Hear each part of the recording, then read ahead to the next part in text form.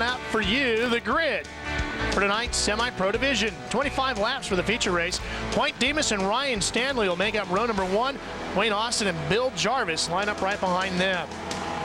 Chuck Spicer, the racing PR guy, sits in row 3. Greg Herlocker, and right alongside of him, there's E.B. Jackson and George Potter back there. Jimmy Sides has been having a real good season, and so has John Freeman as we make our way through rows 5 and 6. Back into row 8, Ossie Babson, one of the best names in this division, back into row number 9. There you see Billy Gomez, Jimmy Guthrie, Ronnie Austin, and John Pasquarello. Those 2 rows. In the last row, Tim Bolton and Tommy Murphy. Here's your point standings. We told you there was a tie. And then right behind them comes Freeman, Demas, and Bolton.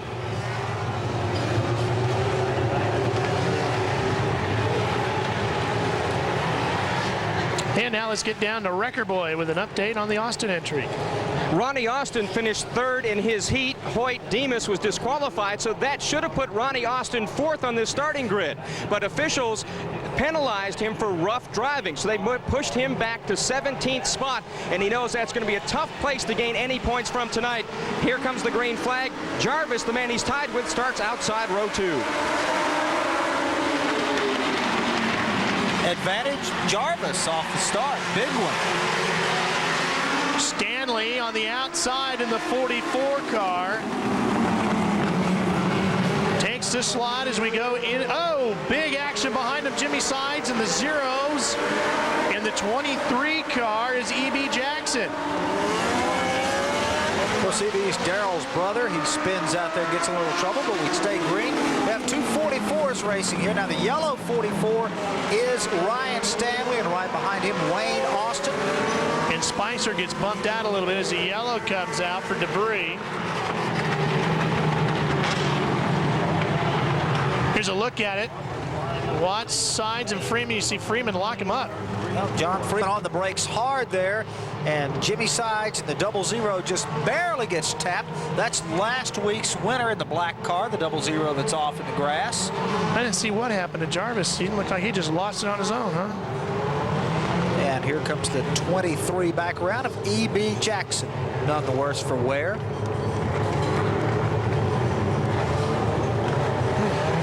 Didn't see what happened to him. Here's a story about Hoyt Demas now from Wrecker Boy. Hoyt Demas has been running very strong week in and week out. He's been threatening to win a race here, as a matter of fact, the past couple of races.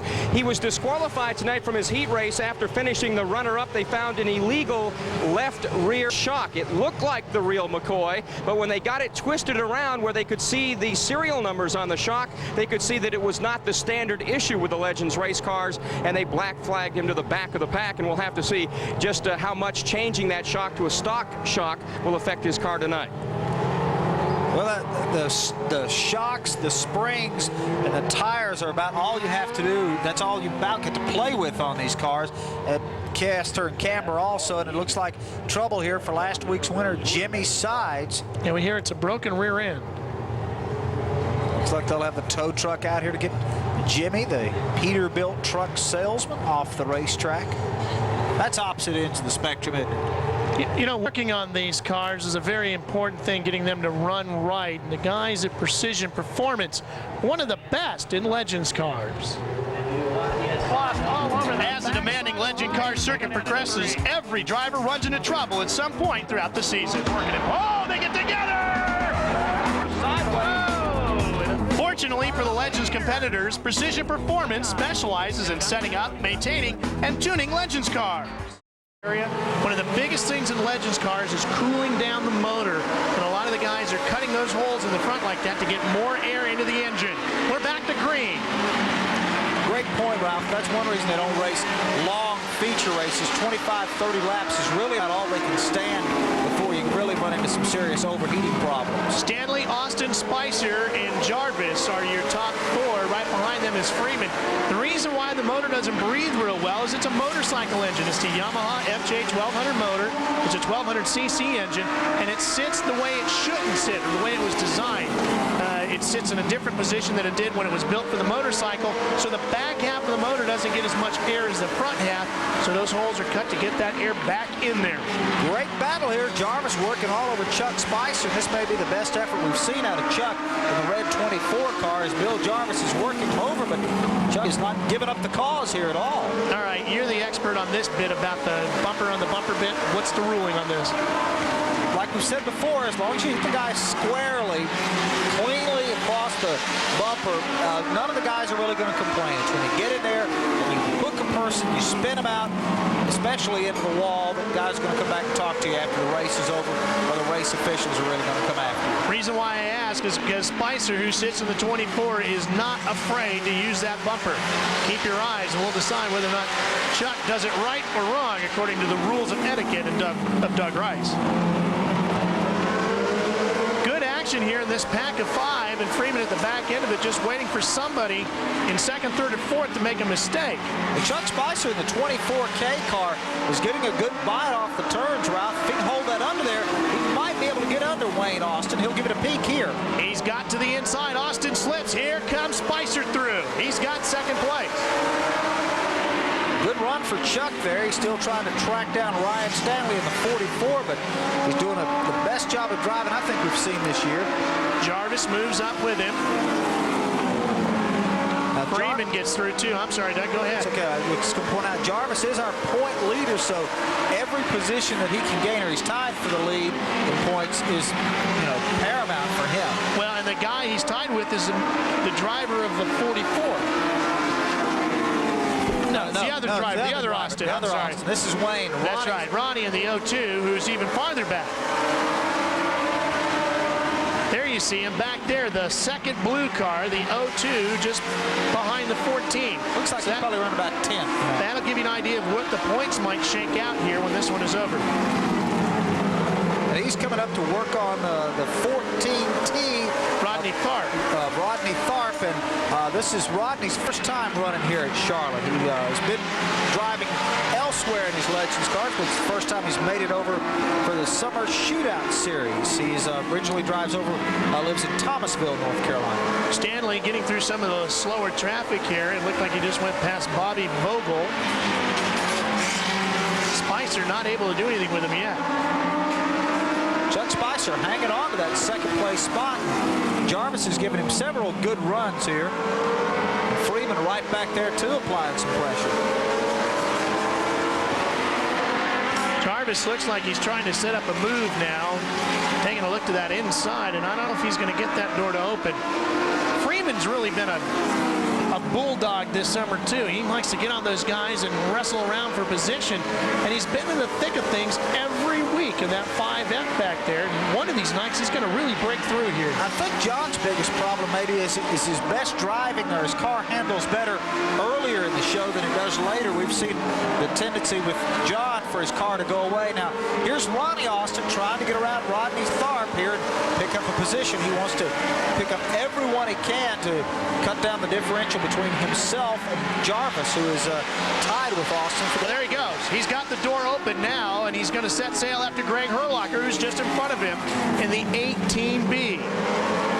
Austin has got to get going here, Doug. He needs as many positions as he can to at least save a good amount of those points that he might lose here in that battle for the semi-pro points lead. He can see the leaders from where he is now. He is almost on the same straightaway as the leaders, so he's done a great job rallying from dead last in the pack. Remember, as you watch the battle for third right there, Jarvis and Freeman, that there are only 2 more rounds of the Summer Legends Shootout Series after tonight with just 9 laps to go. So Austin cannot afford to give up too many points here tonight. And consequently, or conversely, Jarvis doesn't want to give up a spot here to Freeman, because that'll put him back closer to Austin. So you've got the classic battle within a war here. Oh, he might too, because he drifts wide. Yeah, the 5 car spins, but I don't think we're going to get a yellow. Ozzie Babson getting turned around there. And Freeman's got Jarvis.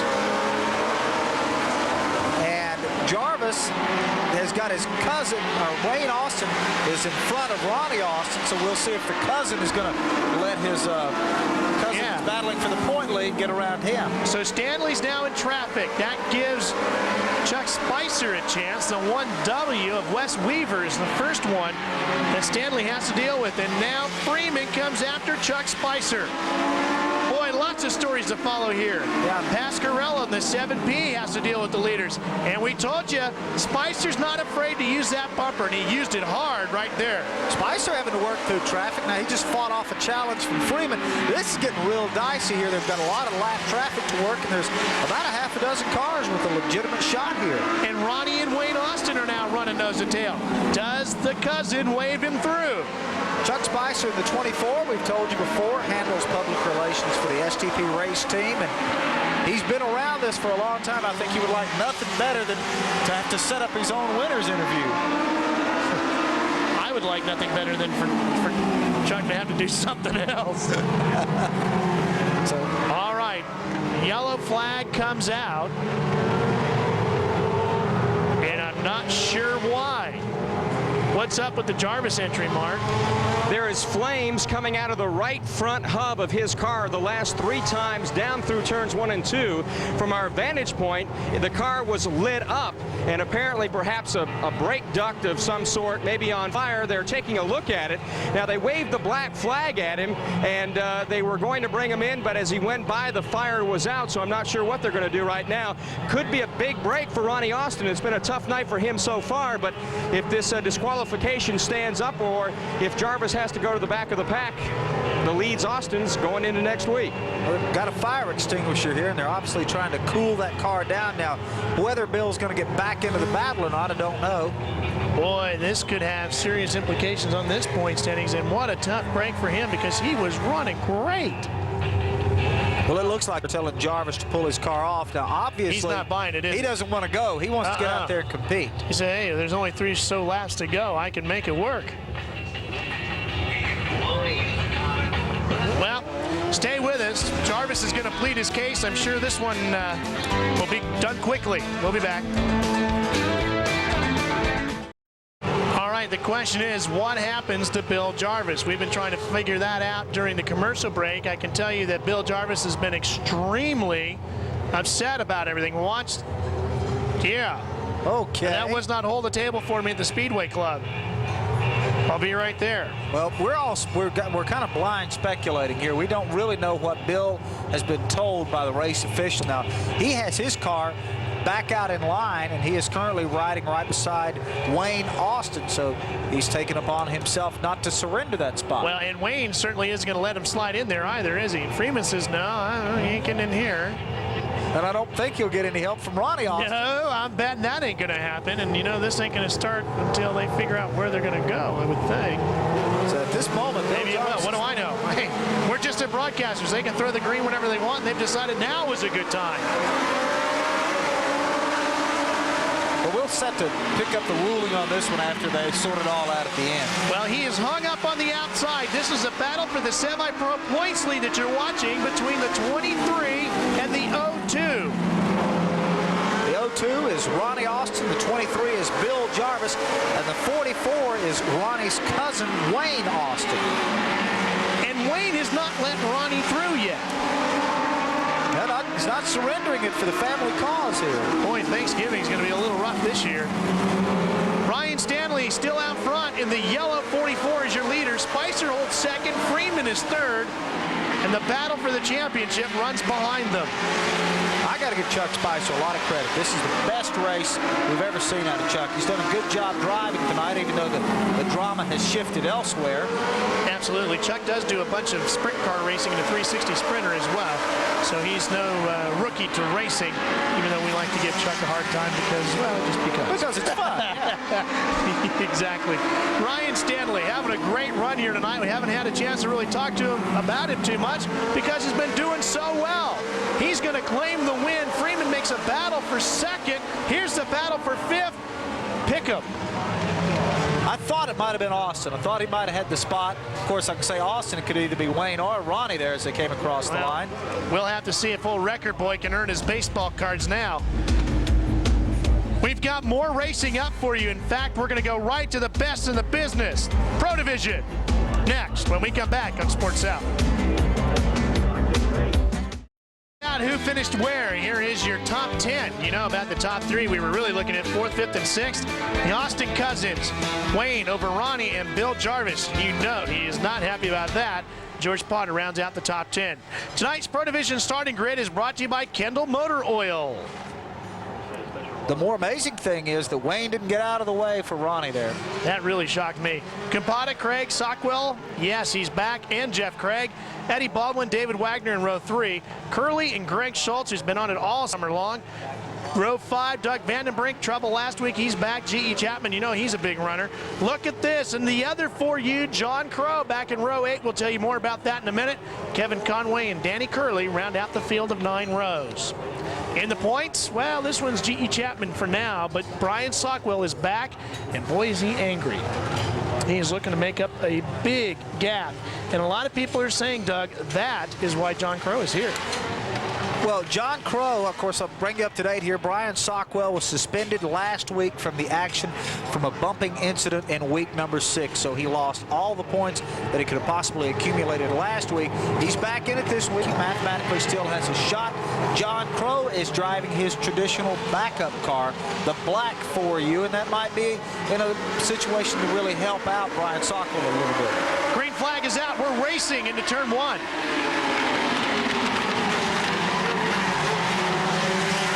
Lots of contact down there. You had a good look at the 96.9 of Doug Vandenbrink. That's a brand new deal for Vandenbrink. He has picked up the WTDR sponsorship on that car. Vandenbrink doing a good job with it. You saw Schultz in the 32B sneaking up into 3rd. There's the 10. That car belongs to Jack Campata. He sits back in 4th. Looked like Jeff Craig right on the inside of him. A little bit of contact. Jeff Craig really has recuperated nicely from all those injuries last year in that motorcycle accident. Up there battling toe-to-toe with Campata. So Sockwell sits in 2nd behind the 1C of John Craig.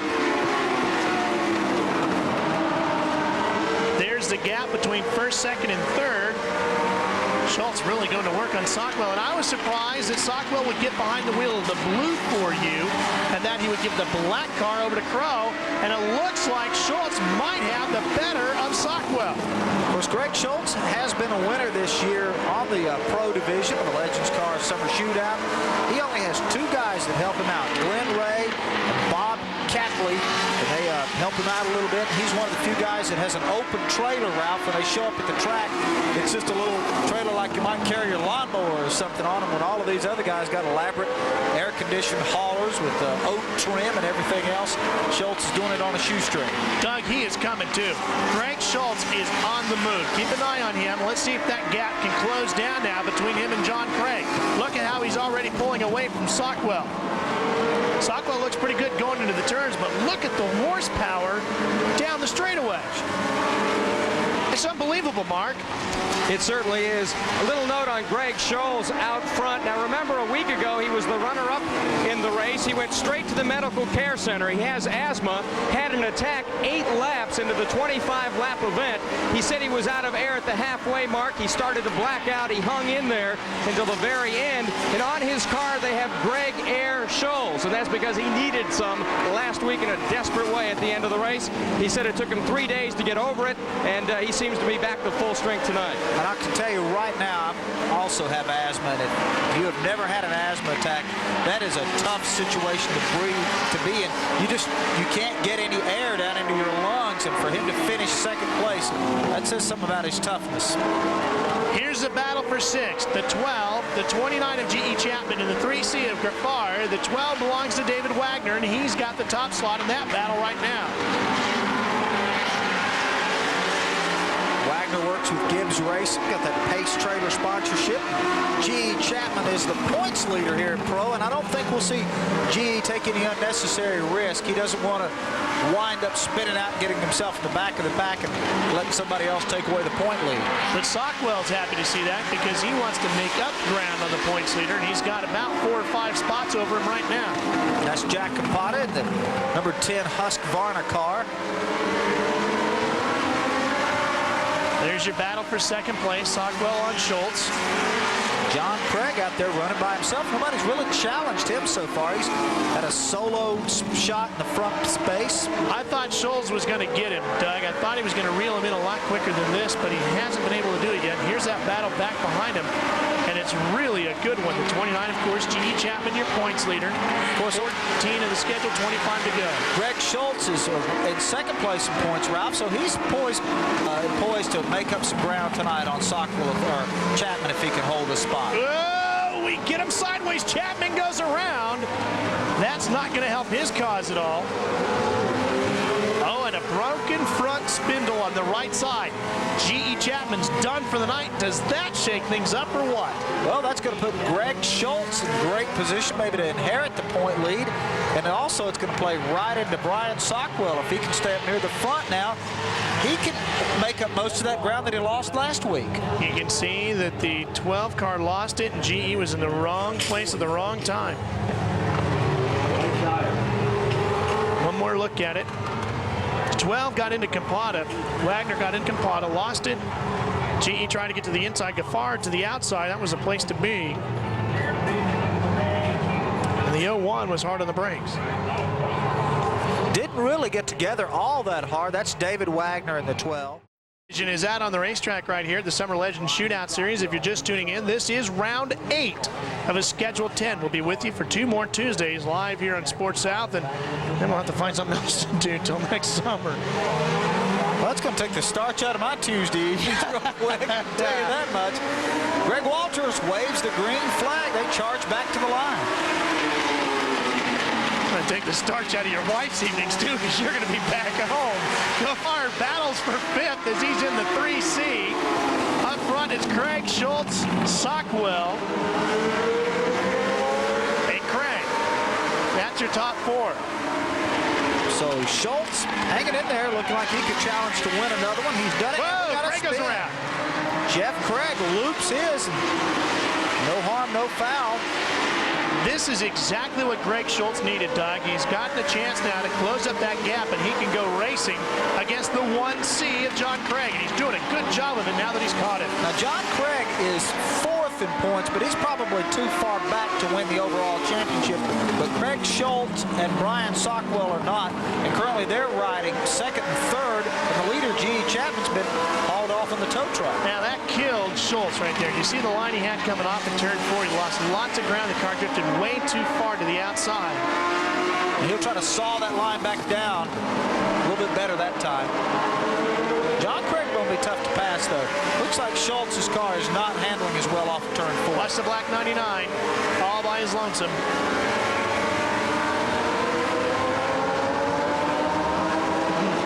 Complete 360 there. Gets back on the gas. There he goes, Schultz again, drifting way outside with 2 laps to go. There's no way he'll be able to mount a challenge coming off of 4 to the checkers if that's the way that car is going to handle in 4 every lap. They got about a lap and a half to go. Now watch Schultz. He'll try to cut diagonally down across the racetrack to give himself a shot at John Craig, but that's not going to do it. Not the way he's not sticking at the apex of that. No, he needs to change that line, and Sockwell blows the motor. Just when he was sitting in 3rd with a great opportunity to pick up lots of points on G.E. Chapman, he is out of the running. Greg Schultz is a big winner tonight, even if he doesn't get the checker. Absolutely. And you know he knows that with 1 to go. But as the checker comes out, Sockwell just a lap away. John Craig is the winner in the Pro Division here tonight at round number 8. Well, the Home Depot Challenge is up next, and we're going to find out what Johnny Benson and Larry Pearson can do in Legends cars when we return to Charlotte. Mad dog. I'm not sure. It wasn't Wrecker Boy Fan Club, was it? Here's the Pro Feature results. Gaffard with a good finish comes home in 3rd. Campata and Wagner, who had How did he troubles. sneak up in there? I'm not sure. But Greg Schultz, of course, the big winner of the deal. He picks up lots of points. Vandenbrink, who was way back in the pack, comes up to the front. Crow tried to help Sockwell out, but could only do as good as not. Well, the Charger division is what's up next here in Charlotte as we get set for their race. As you saw earlier, we've had 7 races and 7 different winners, and will we have another winner here tonight? Tom Pistone is our best bet. He'll be in row number 1. Jerry Dickerson and Eric Sarton in row number 2 as we work our way back through this quickly. Ricky Hendrick has got a win. He's in row 3. Bill Irwin, Steve Thompson, row 4. Justin Snow and Reed Paget, Jay Morris and Perry Smith in rows 5 and 6. Dave Babson, Randy Humphrey, Brian Lee, Francis Rosser in the .08. The 9 of Greg, or row 9, Lawrence Matthews, Spence and Arnott. You see Adam Petty, he is the son of Kyle, Marcus Smith and Mitch Bradley in row 12. And Jeff Kent and Tommy Rape back in row 13. Jeff Kent, one of the DJs for the Fox, WRFX 99.7, the Food Lion backed entry. He's been having a lot of fun out here, hasn't he? He sure has, and he's gotten better as the year goes on. He's even picked up an associate sponsor this year, Hair Cuttery, and done a real good job here getting his feet wet. And of course, that's what the Charger division is all about, learning how to tool one of these around. I know he's been having a lot of fun. He's been talking about it every week on the Fox during his session in the studio, and every Tuesday night he's been going over to the sandwich after the races, and he always comes up, hey, how's it going? What did I look like I'm getting any better? He wants to know what's going on, and what he can do to be better. Maybe his fellow Fox DJ John Boy should let some of that enthusiasm rub off on him. He's not even here tonight. He's going to go up to Indianapolis, I think, and race up there. They're going to have some legend car races out, I guess, at IRP, I would imagine. Is that where they hold them? Yeah, it would have to be out at IRP. Well, I don't think it's on the big track. Well, they were doing go-kart racing in the Velodrome, but I don't think we could get... I guess they could do these at the Velodrome because they run at the bottom. I bet, though, this is going to be at IRP. They're going to have Legends car races up in the Indianapolis area, so if you're up there for the Brickyard, check that out. Green flag, and we're racing Pistow. Somebody goes right off the line. The 24 car is Eric Sarton. He's out of it. Pistone battles for second with the 5. We got a big tangle of cars here in turn number 1. Is that Ricky Hendrick? That's Richard Henson in the 20. And I don't think that's Hendrick. I believe that's the 29 car of Mitch Bradley. See that bright red, and I thought maybe it was Ricky Hendrick's car. So Richard Henson, we had him listed maybe as one of our guys to break through and be a new winner. And I believe Gordon Rayleigh, our boy from Louisiana, is already out of the running. He's down there as well. Look at him. Well, you see Sarton go scattering. And then back behind him came a whole bunch of problems for a lot of other drivers. Yep, there's Rayleigh sliding off. There's Henson in the 20. Scott Lawson in the 4. And the 29 of Mitch Bradley. So a little 4-car incident here. Looks like most of them are going to be able to drive away, though, and that's good. The 4 car is shared between Scott and Mickey Lawson. There's Adam Petty down there in the 42, Mark. Adam Petty barely got into this race. Tonight, more cars showed up than they have for a starting field. 24 cars plus some promoters' options, and there were about 30 cars here, so about 4 cars had to pack up and go home. Adam Petty, along with 5 other drivers, made their way into this race by squeaking in through what they call the last chance qualifier. Now, quick note on Eric Sarton. He's the car number 24 that went racing down the front straightaway and straight off the racetrack at the drop of the green flag. As he headed down to turn 1, he pumped the brakes, didn't have any, and thought the better part of valor was to just keep right on booking right out of the race. Well, the banking down in turn 1 of the Winston Cup track will definitely slow you down. Good idea to pull it off. Our good buddy Sam did you see Bass. the contact in the back of the pack right there between the red and white car? Oh, and a little payback. And it continues here. What do you think of that? Well, the 7S, that's Justin Snow mixing it up in there with Jay Morris. Well, now. Let's leave that stuff at home. That's not right. Anyway, what we were going to say is... you suddenly become awfully politically correct. Never. Here's a look at it again. Oh, what's the matter, Rice? You didn't use the bumper square? This is where the payback is. Oh. Hello. Just before that, you'd have seen the 25 go sky high as the 7 got into the back of it. I'm sorry, I wasn't paying attention, didn't see you were there, and I'm going to casually let you back in. Hello, taking a short. Oh! This continues here. Oh, and a little brake checking. Now that is okay. that's the classic right. brake check. Yeah. That is what everybody. Yeah. That is the move you want to make on the interstate to the guy that's tailgating you, but you just Is can't that the do move it. you want to make? You want to make it, but you can't do it. Well, no, what brake you're check. trying to say is don't try this at home. We can't tell you to do that, but. No. What I was going to say is Sam Bass was going to try to drive tonight, the Winston Cup artist, but looked like he had some problems in his qualifying race. Yeah, he didn't make turn 3. Got tangled up. Had trouble down there, Sammy. Green flag is out. We're racing again. Everybody hoping their brakes work this time as we go down to turn 1. There's Ricky Hendrick in the 1 car. Todd Laney is leading. He's a former winner. Tommy Pistone in the 96 taxi cab looking car has not won one of these. So Jerry Dickerson right behind him in the black number 90. He's a winner already. So if Tommy can sneak in there and win tonight, he would make it 8 out of 8 for different winners in the Chargers division. Well, we know that Tommy Pistone has got the chassis set up. There's one around. That's Marcus Smith in the 47. It's not his usual ride tonight. The V5 involved in that. Greg Lawrence. Here comes Pistone to the inside. Oh, he's got him. He's got him. Now can he hold it to be our 8th different winner? He's got a long way to go, and Laney's not going to surrender it easily. And here's Dickerson in the 90 coming up. And Ricky Hendrick holds on in 4th. He's another former winner. Well, Tommy said he was awfully superstitious and didn't want to comment on whether or not he thought he could pull it off as you watch the battle for 6th. Steve Thompson in the 32 cleanly makes the pass, picks up that position. Mark, that 11 car is running pretty good. Well, I thought Record Boy was with us. That's Reed Padgett in the 11. I think he's back to the 6th place position there. Lawson in the infield, if you saw the 4 car. There's the 32 machine of Steve Thompson.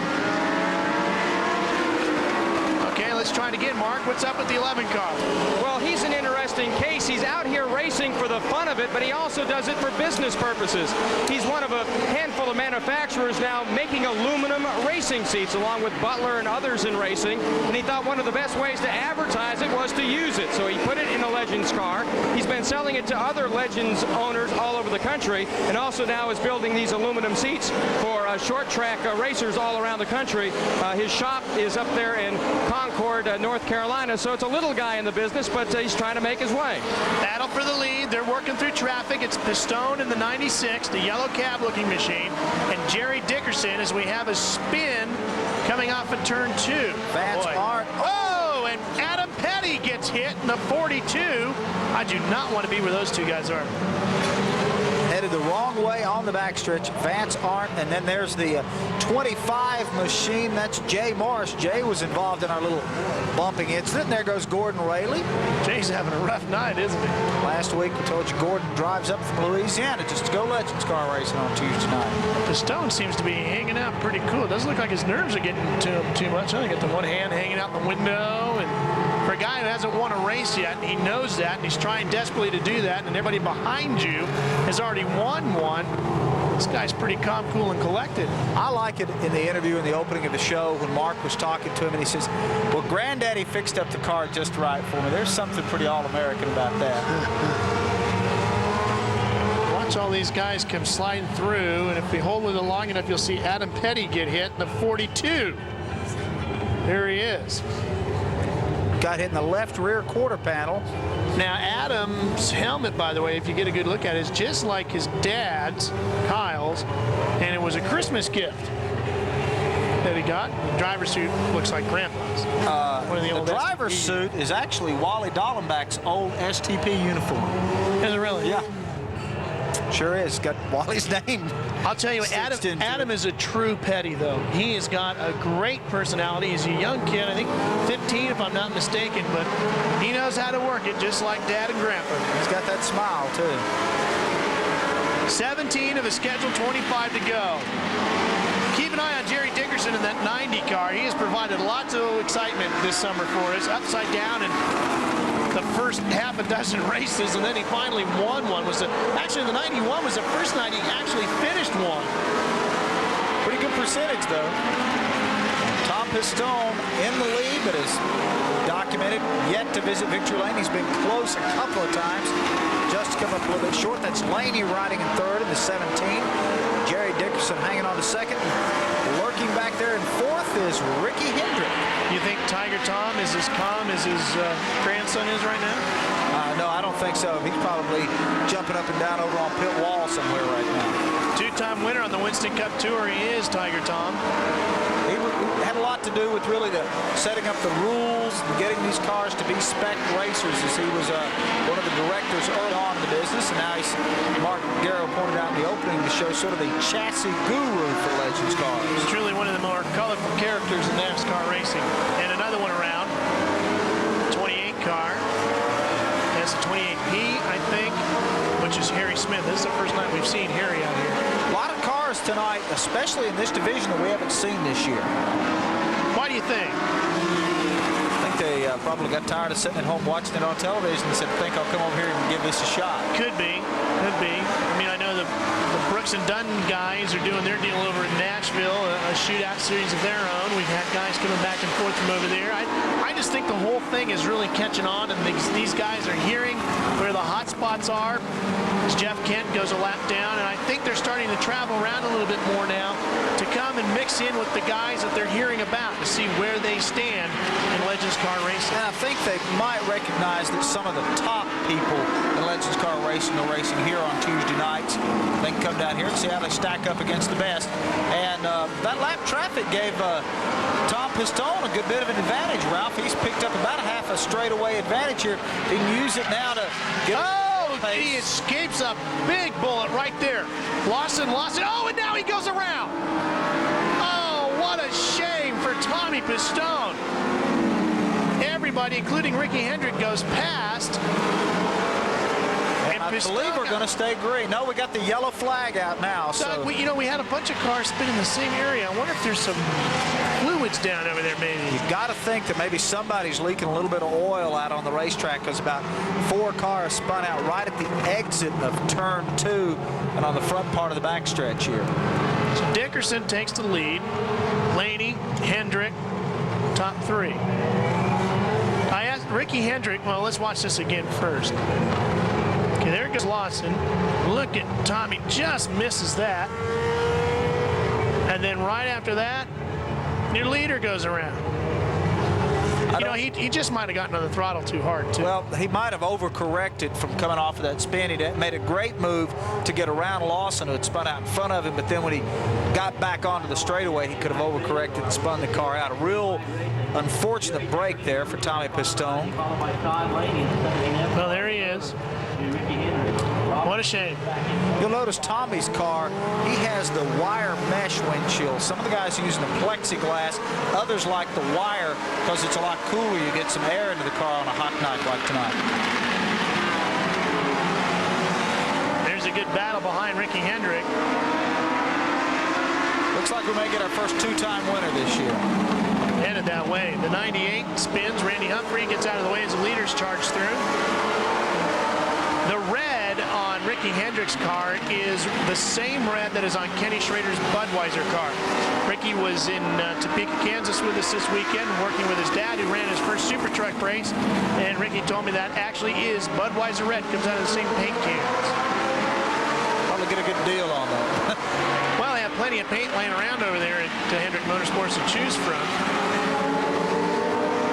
And a wide variety, too, when you look at all the colors on Gordon's car. I would bet it's DuPont in nature. I would have to bet that way, especially considering Ricky runs the DuPont stickers in his car. If it's not, somebody in the purchasing department's made a bad mistake. Big. That's Dickerson out front. Laney riding in second.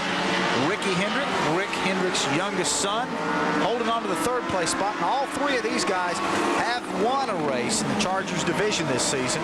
Jerry Dickerson's looking pretty good here. Dickerson giving him a nice run. Laney has made a couple of runs at him, but nothing serious.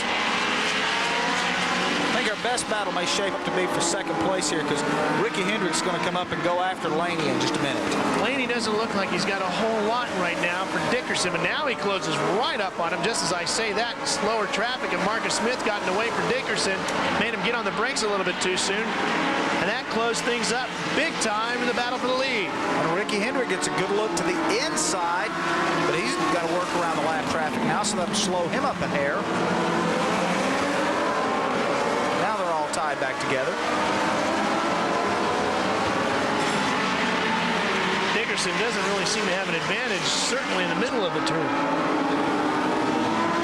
3 laps to go.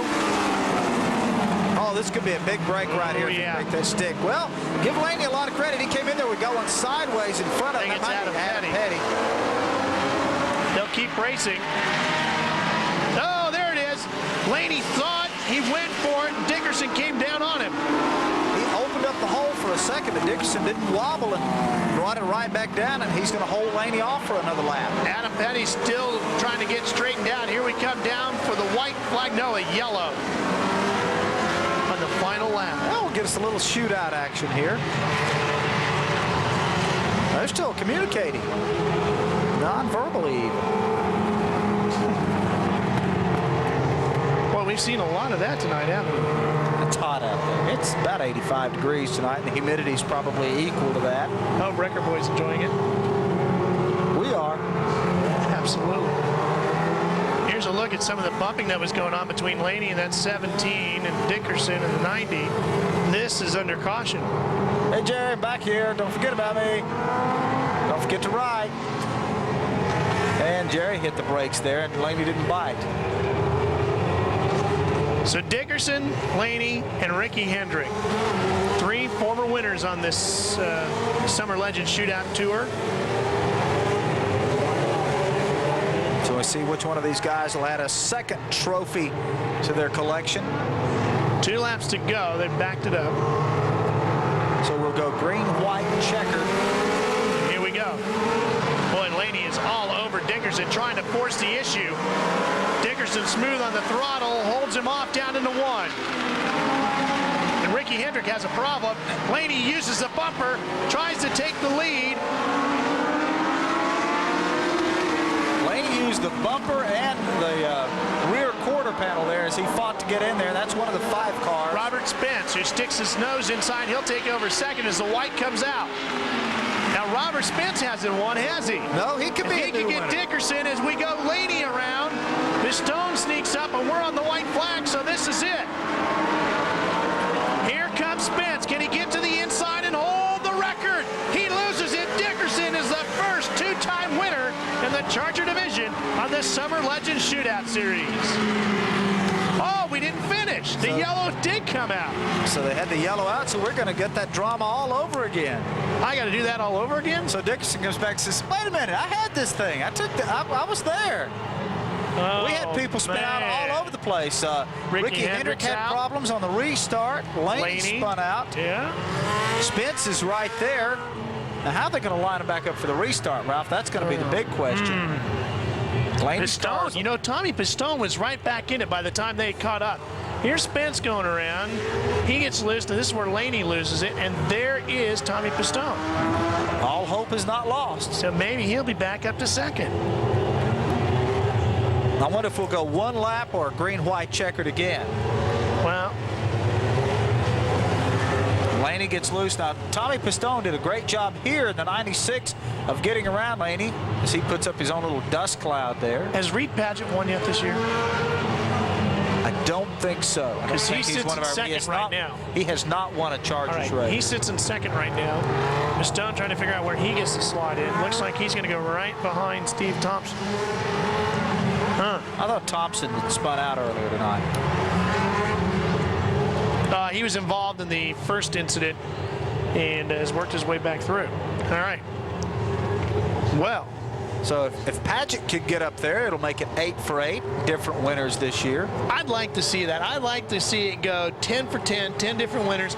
That would be exactly what this division is supposed to be all about. And these are the Chargers, the guys that are learning. Now, if you win 3 main Charger feature events, you get bumped up. You either have to go to Masters or Semi-Pro. So none of these guys are in danger of being arbitrarily bumped up at the moment. Lots of bumping and banging still going on out there. Going at it tonight. This guy has worked his way all the way up. Dave Babson from way deep in the pack. We're going green. Reed Padgett trying to make something happen with Jerry Dickerson.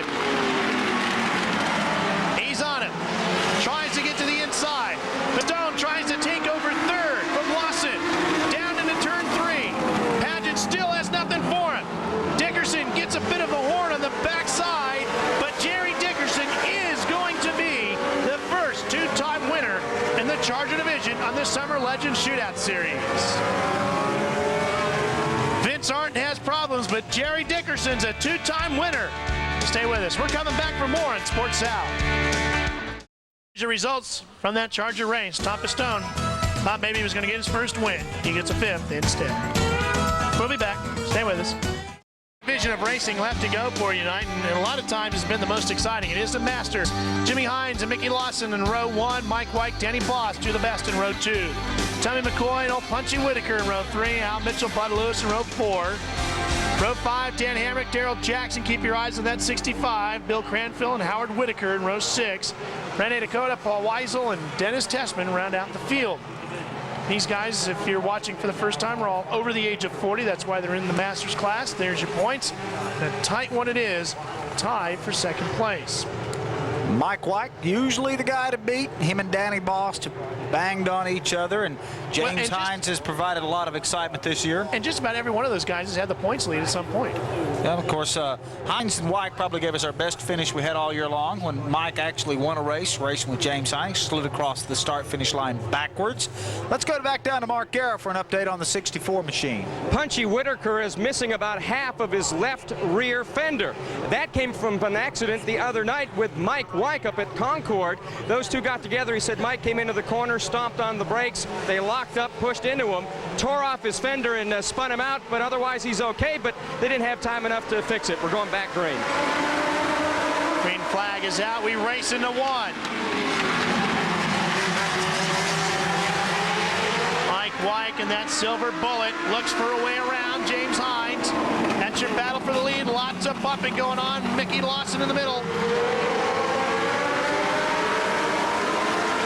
Mike White, of course, in the silver number 7, hung up on the outside. Mickey Lawson. That's James Hines out of China Grove, North Carolina, on the point now. Boy, another classic battle setting itself up quickly here. Danny Boss for 2B.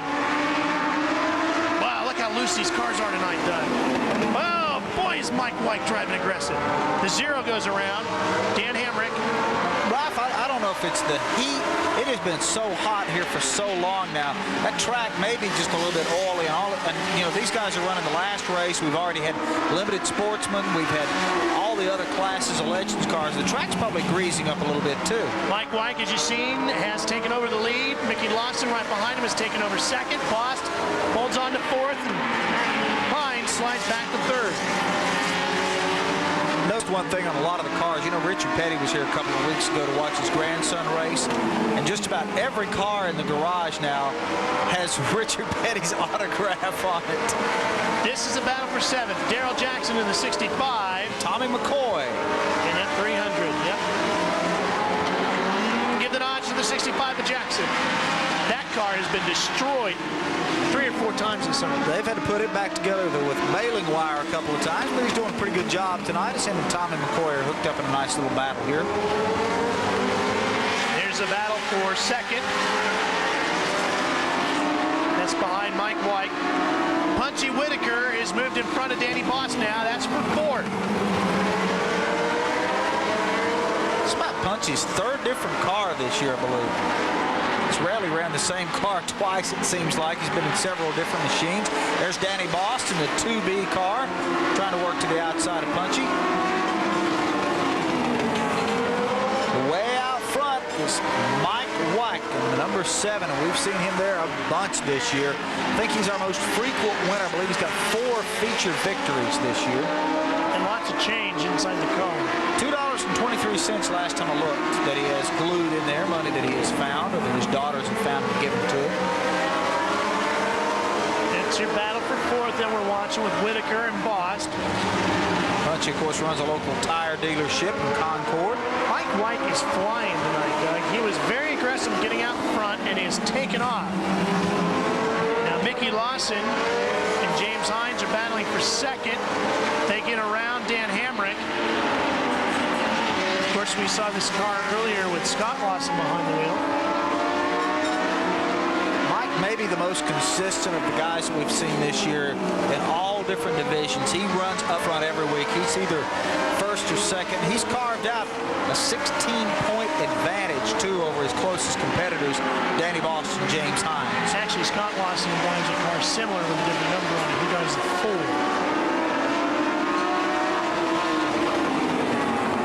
I don't think anybody's going to catch Mike White on this night. It's going to be battles like this one for fourth where the action is going to be.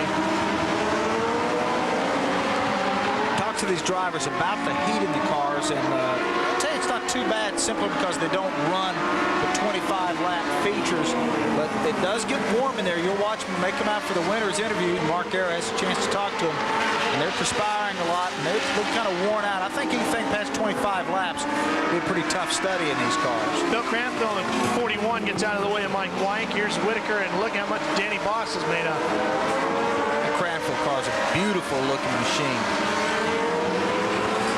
Danny Bost working on the rear deck lid of Punchy Whitaker. Can't do anything with him. You know, I was noticing earlier that in years, last year especially when we were doing these, we saw a lot more smoke out of these cars as they were going down into the turns. And the development of these cars is really improved over the years. They've been able to figure out how to fix things and make the car and the engines just perform better. It's a much better overall package than it was when Legends cars first hit the streets. I think you're exactly right. Well, they've had 3 years now of on-the-track development, sold nearly 1,000 of the cars, and just like everything else, it's a natural progression to getting to a certain level that you want to. Well, Cranfield goes around. Whitaker gets hit from behind by Bost. Everybody continues. Whitaker's already lost. Yellow part flag of the is out, fender. though. Tighten it up. That's not going to help out Mike White, is it? I don't think it's going to affect him unless Mike's car breaks, though. But Mike White will wait for the green, which will be out when we come back. Doug Rice and Mark Wreckerboy Garrow with you. I got to give credit to who's doing the music tonight. I heard Flat and Scruggs in the background. Only you would know Flat and Scruggs. Green flag is out. Only you would care about Flat and Scruggs. Into one we go. Talking about the world's best banjo player, but I'll let you get away with Flat that. and Scruggs. We didn't get a lot of Flat and Scruggs out in Sacramento, California when I was growing up. As you watch that battle for fourth, Punchy Whitaker, Danny Bost. Whitaker gets loose and holds on. Nice job, Punchy. And give Danny Bost and the 2B a lot of credit there. He didn't try to drive on through Punchy. He let up and let him get his car straightened back out. And I think you see the best sportsmanship maybe in the Masters division. I don't know why, but these guys seem to race hard without going over the limit, maybe better than the other divisions. I think maybe it's because all these guys know that they're not going to be future Winston Cup stars. Look at how they drive. You know, they're gentlemen racers. They're racing extremely hard, but they know they're going to be racing against each other as long as their careers go. You know, week after week, year after year, for however many years they decide to race. So, you know. Yeah, they're not trying to impress somebody to pick up and get a late model sportsman ride. Just 2 laps to go here. Mike White is checked out. This is the best battle. Punchy Whitaker in the yellow 64, Danny Bost in the red 2B. This is the battle for fourth. There is Mike White, your leader, with 1 lap to go. The Silver Ghost. He's driving away from him again tonight. He'll extend his points lead. Now, can Danny Bost do anything with Punchy? Doesn't look like it. Mike White comes off at turn number 4. The checkered flag will wave once again for the Silver Bullet. He picks up another win and extends that points lead in the Masters division. Round number 8 of the Summer Legends Shootout Series is complete, but we're not done yet. Stay with us. We're coming back to Charlotte. Crowd is filing out, but here are your Masters feature results. Mike White, Mickey Lawson, Hines, Whitaker, and Bost are your unofficial results. Here Gatorade Thirst Quencher Best Move of the Night. Tonight's best move is brought to you by Gatorade. It's Jerry Dickerson in that black 90. Avoided more than this spin here. Watch, they come around turn 2. He avoids Pistone, who spins as well, and a handful of others to go on to be the first second-time winner in the Charger division this year. And after all was said and done in the Pro Division tonight, Greg Schultz has a 1-point lead, 114 to 113. He's going to go down to it with 2 races left. The next race is Tuesday night, August 8th. We'll have the 4-cylinder Grand Nationals back with us. Schrader Man and Joe Nemechek going at it in the Home Depot Challenge, and 4 more divisions of Legends Car races. For Wrecker Boy, Mark Garrow and Doug Rice, I'm Ralph Shaheen. Hey, we got 2 Tuesdays to go. Stay with us. We'll be back. See ya.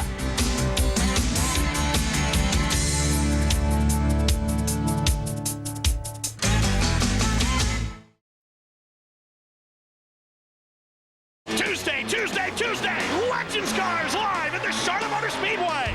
1,200 cc's of molten power trying to melt the Carolina asphalt. Plus, some of racing's biggest, brightest, and fastest stars, including Budweiser's Ken Schrader, Burger King's Joe Nemechek, Lognut, and the truly amazing Wrecker Boy. See who will be Summer Legends Shootout Series live on Sports South.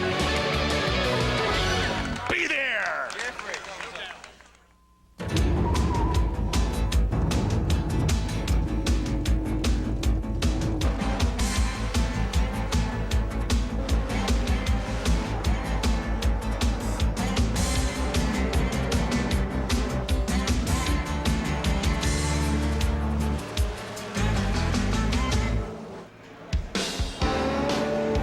Number 9 is up on this Tuesday night live from the Charlotte Motor Speedway. Just 2 rounds of racing left to go in the Summer Legends Shootout Series.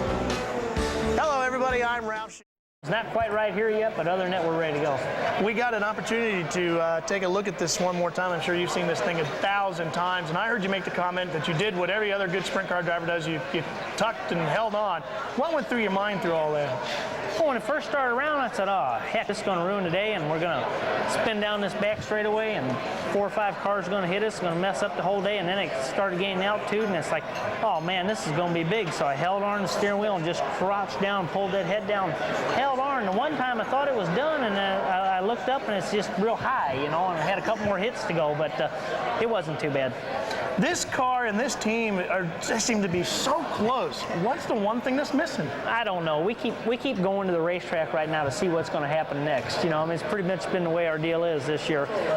We still feel so fortunate to have the Bud team and to be part of Hendrick Motorsports. And all 3 cars running so good, but we just, no matter what's going to happen, it's happened to us this year. And we got 8-9 races left. We're just going to keep digging. I mean, the car's running real good in between catastrophes, and we're just going to finish out the year and see what happens.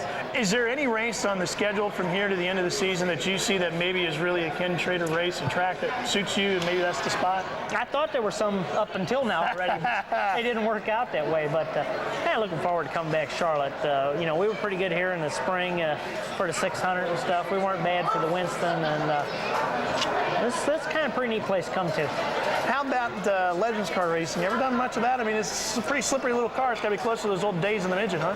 I got to play with them some when the track on the back straightaway outside was dirt. I got to play with them quite a bit there.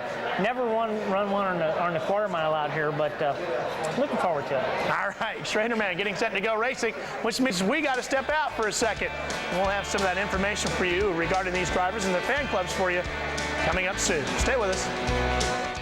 Well, that'd be real interesting to see Ernie Irvin get back out on the racetrack. You know, your team has been doing this 2-car, 3-car thing at Hendrick Motorsports for quite a couple of years, and there always was talk that maybe there's just too many drivers, too many teams.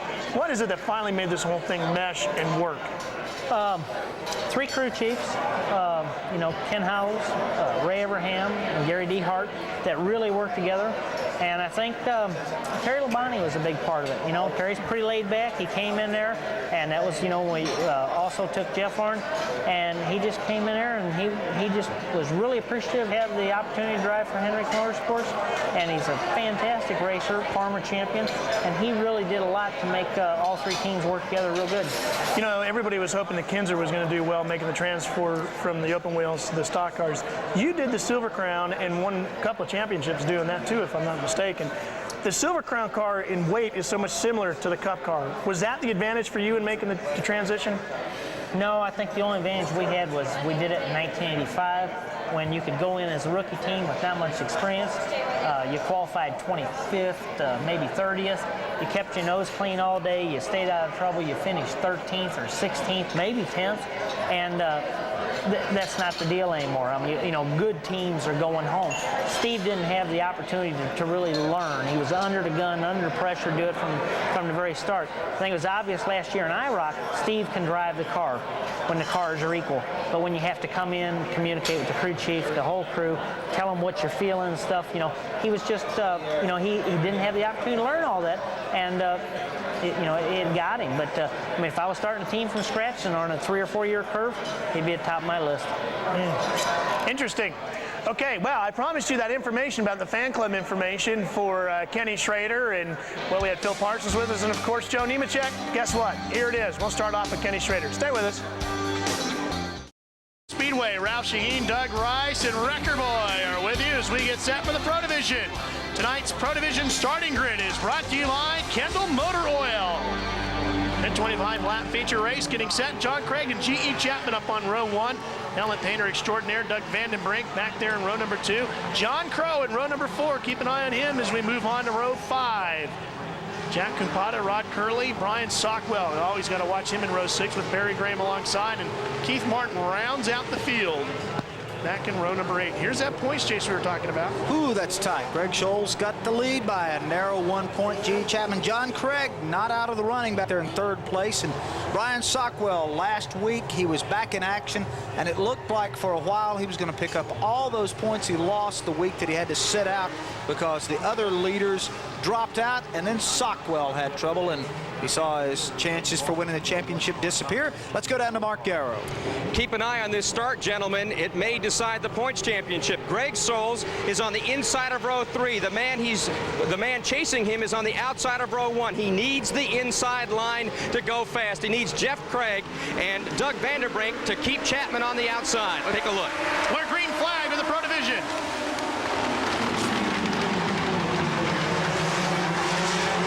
Everybody fighting for some space as we make our way up out of turn 2. There's Scholes in the 32. Oh, and Conway is out. Kevin Conway, who has just had a miserable season with problems and injuries. Last year, he was one of the cars to beat every week, and this year, through really no fault of his own, Ralph, he seems like he stepped on every landmine in the field. Had a lot of engine problems as well with that 07, and tonight they were telling me down in the pits that they felt they finally had it all figured out. And it's hard to tell from here if maybe it's a rear end problem on the right side. And you can see him get out. He has a broken left foot, too, and he's getting around pretty good now, so that's apparently healed up nicely. But he has just been visited with a myriad of problems this year. And Kevin Conway, very nice and personable young man, out of it early tonight. He would like to move up and do some late model racing as well as continuing his Legends career next season. So we'll see what happens in the future. Well, we've seen some guys do that. John Crow's racing, Hooters Cup, yep. And then he comes back and races the Legends cars. And we've seen several other people simultaneously compete in those divisions. I talked with Clive Baker today, and he told me he was in England this past week, and they're very interested in the Legends cars over there. So they talked to several different people that maybe want to import Legends cars, set up dealerships, and stage Legends car races in the UK. So truly taking on an international flavor. Legends cars at Donington. I'm in. Green flag, back out, and we're racing once again. You know what that says to me? Road trip. I like it. I like the way you think, Bryce. Barry Graham's in the 43. That's John Craig in the 1C, and let's don't count John out of this equation. He has 91 points. The leader has 110, so conceivably John could come up there and make some noise before all this is over. There's G.E. Chapman, but watch Vandenbrink right behind him in the all-black car. He's off to a really good start in that 96.9 entry. That's only the 2nd week of the sponsorship from WTDR. That's a Charlotte-based country music station. And here comes Greg Scholes on the inside. He's going to get Vandenbrink. And that should be John Crow in the black for you, is it not? Sockwell driving the blue one? I believe so. Now, Sockwell started back a little bit further tonight. There's Chuck Gaffar in the 3C. So John Craig on the point, and Greg Scholes has made a nice move up through the pack. He's right behind G.E. Chapman, who he leads in the points by a single digit. Campana in the Husqvarna car. You can see him slide around in the back. This is the best battle right here. Sockwell's teammate, John Crow in the 4U, the black one, and Chuck Gaffar right behind him. And look at Scholes now. He slides past your picture. There's that battle we were talking about. You just saw Sockwell slide past the frame. Here's Mark Garrow with Kevin Conway.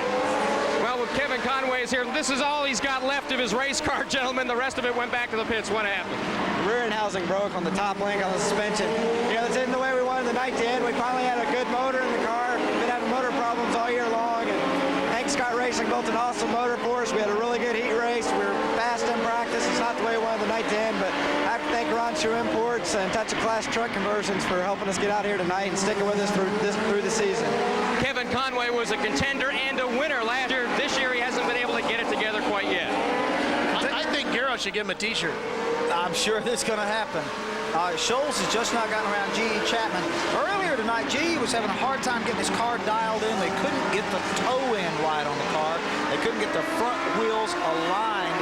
And so G.E. was really struggling with that earlier tonight in practice. And Greg Scholes, the points leader, has moved around his nemesis of the moment. And I don't think anybody outside of G.E. Chapman would be all that upset if Greg Scholes won this championship. He's got to have the smallest budget in all of motorsports. He's got a couple of buddies that come to the race, help him get ready.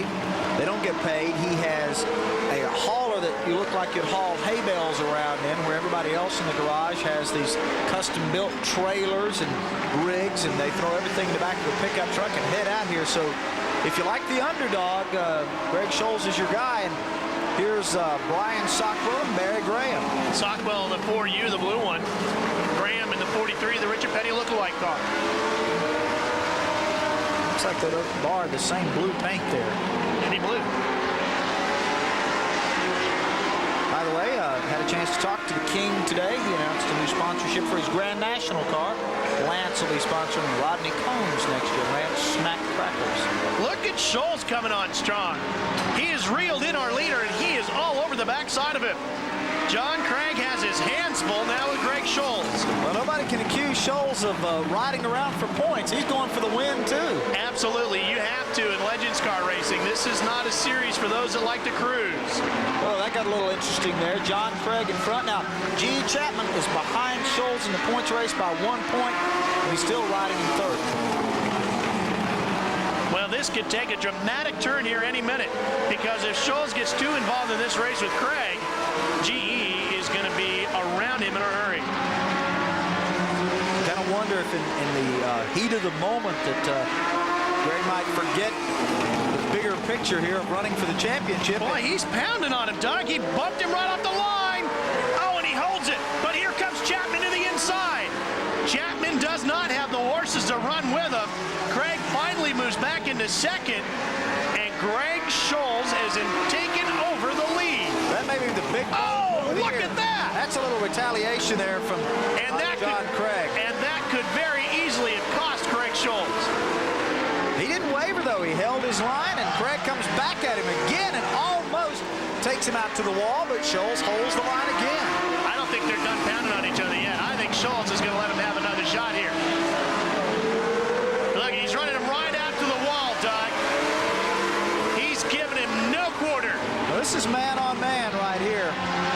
And G.E. Chapman is the one that's going to take advantage of it. He sneaks to the inside. Look at this. Now Scholes starts hammering on him. There's a little bit of brake checking going on in there, too. And G.E. Chapman still cannot come in and take advantage of it. Look at the head snap. There it is. That's the one we were looking for. You knew that was coming. It had been boiling for about 5 laps. There may be some consultation from the officials. And Doug Vandenbrink is the new leader. There's Gaffar. Where is G.E. Chapman? Is this Chapman back here in the white behind Barry Graham? Got too many white cars here. We'll see. Watch this. Watch the head snap on Greg Scholes. Look at that. Hello. He hit him hard. But that started the spin, and then both of them loop lazily here. There's GE going to the outside. Now watch this a couple laps earlier. Now this had all been brewing. He just bumped him right off line. Now you're the one, Mr. Rice, expert commentator, who has set up the Doug Rice rules of etiquette when it comes to bumping and passing. Was this fair play? I think they might have gone over the line here a little bit. They really went at each other with the accelerator pushed down to the floor. That's pretty hard contact. Both of them have done it. There wasn't much easy about this. No. It wasn't like, hey, I'm back here, I'm faster, get out of the way. And I got to say that, this was first and third in the points battling this out. These were not two drivers who were thinking too clearly when it comes to what do we do, and it looks like we're going to the penalty box. I think we may be getting some consultation or parked here. And we're just speculating. We don't have any word. I'm sure Mark Garrow will find out the bigger story. But oh boy, I would say the night is over because the door is open on the car, and there's Mark Garrow waiting in to find out what's going to happen here. Wrecker boy.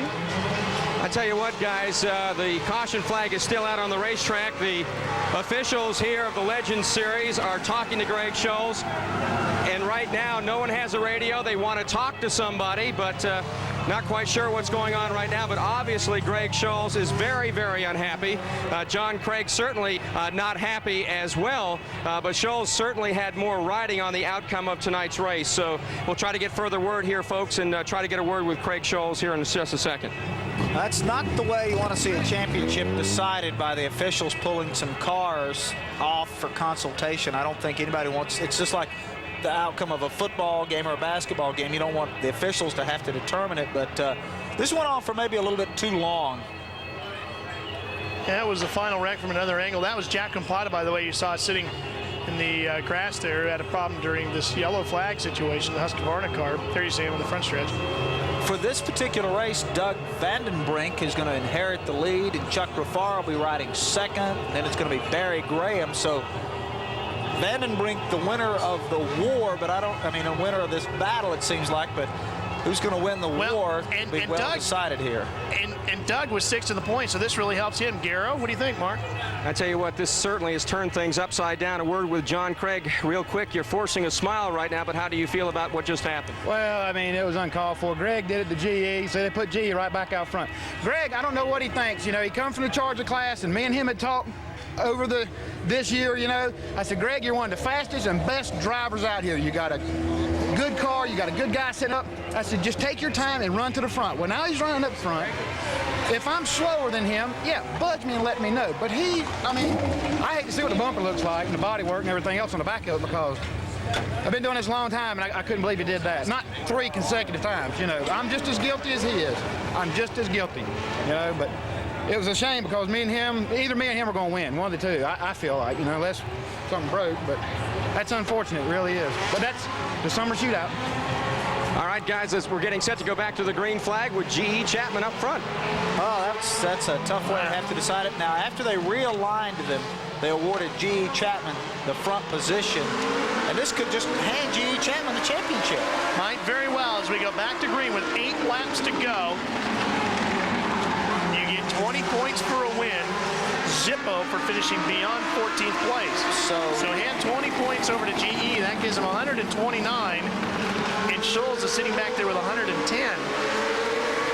Boy, round 10 is going to have to be a must-win situation. They're going to have to flip-flop next week if Greg Scholes wants a chance of winning this title. G.E. Chapman, but now GE hasn't won this race yet. Doug Vandenbrink could get up there, and stranger things could happen. Jack Campata having a rough night tonight as he's off course again.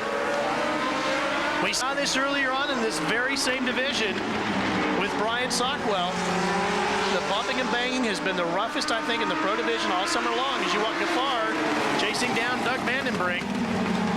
Sockwell's going to pick up some points out of this. I don't know if he'll pick up enough to move up a position, but he might. Now we got another one out. That's Jeff Craig, who's done. Jeff won recently over at Concord, by the way. And we'll take a break. We'll be back with the finish. The heavyweight final bout here at the Charlotte Motor Speedway, known as the Pro Division. We're back. back to the action here. The Summer Legends Shootout Series. Round 9 is shaping up to be quite a heavyweight title bout. Keeping with us for some of the action here on the Pro Division. We've seen a lot of bumping and banging. Been a great race. Well, we started this race tonight with Greg Schultz, a 1-point lead over G.E. Chapman and John Craig back in third with 91 points, about 19 points out of it. And it looks like G.E. Chapman's going to come out of this with at least a 17, 18-point advantage when it's all said and done. Here's that green. G.E. Chapman, just a handful of laps to go. There's Sockwell. Boy, could he make up a lot of ground here tonight. He's back in fourth, and he's got Chuck Rufara and Doug Vandenbrink between himself and the leader, G.E. Chapman. Boy, if Sockwell could win this somehow, 20 points would help him out tremendously. That'd give him 102, put him right up in the mix. Could have catapulted him up to have a legitimate shot at probably taking third place away. I just can't believe neither one of those drivers thought, this is stupid, this is crazy, I should just lay out and pass this guy and take the points. And both of them traded licks, Ralph. You can't assign blame, I think, to either driver, because both of them, I think, retaliated against each other. There was at least 4 distinct times that they really locked horns on the racetrack tonight. Gafar in that 3C. Doug Vandenbrink. Here's Sockwell, the 4U, and Barry Graham battling it out for fourth, and Graham takes a slide. Barry right now is in 10th place. Fourth place points will help move him up some, but it's not going to really make a big difference as far as him breaking into the top 3. Last year, Barry was a winner a couple of times, and this year he's just not had the edge that he needed to go up and run up front. He's been pretty consistent, but he has not been a winner. Now, he's been way off the pace of what we've been accustomed to seeing out of Barry Graham. And he's moved up a class, too, so that's made a little bit of a difference, but he still just hasn't had that edge. Of course, Barry is a driving instructor for the Richie Petty Driving School. Boy, Sockwell riding his back bumper pretty hard, too. White flag is out. And Graham goes wide. That's going to open the door for Sockwell as Chapman wakes his way down the backstretch. Brian Sockwell picks off fourth. Here comes G.E. Chapman. He'll take the win. Vandenbrink takes second. Chuck Rufara will come home in third. And Greg Scholes and John Craig see their possibilities for the Pro Division title slip out the door. We'll be back after this.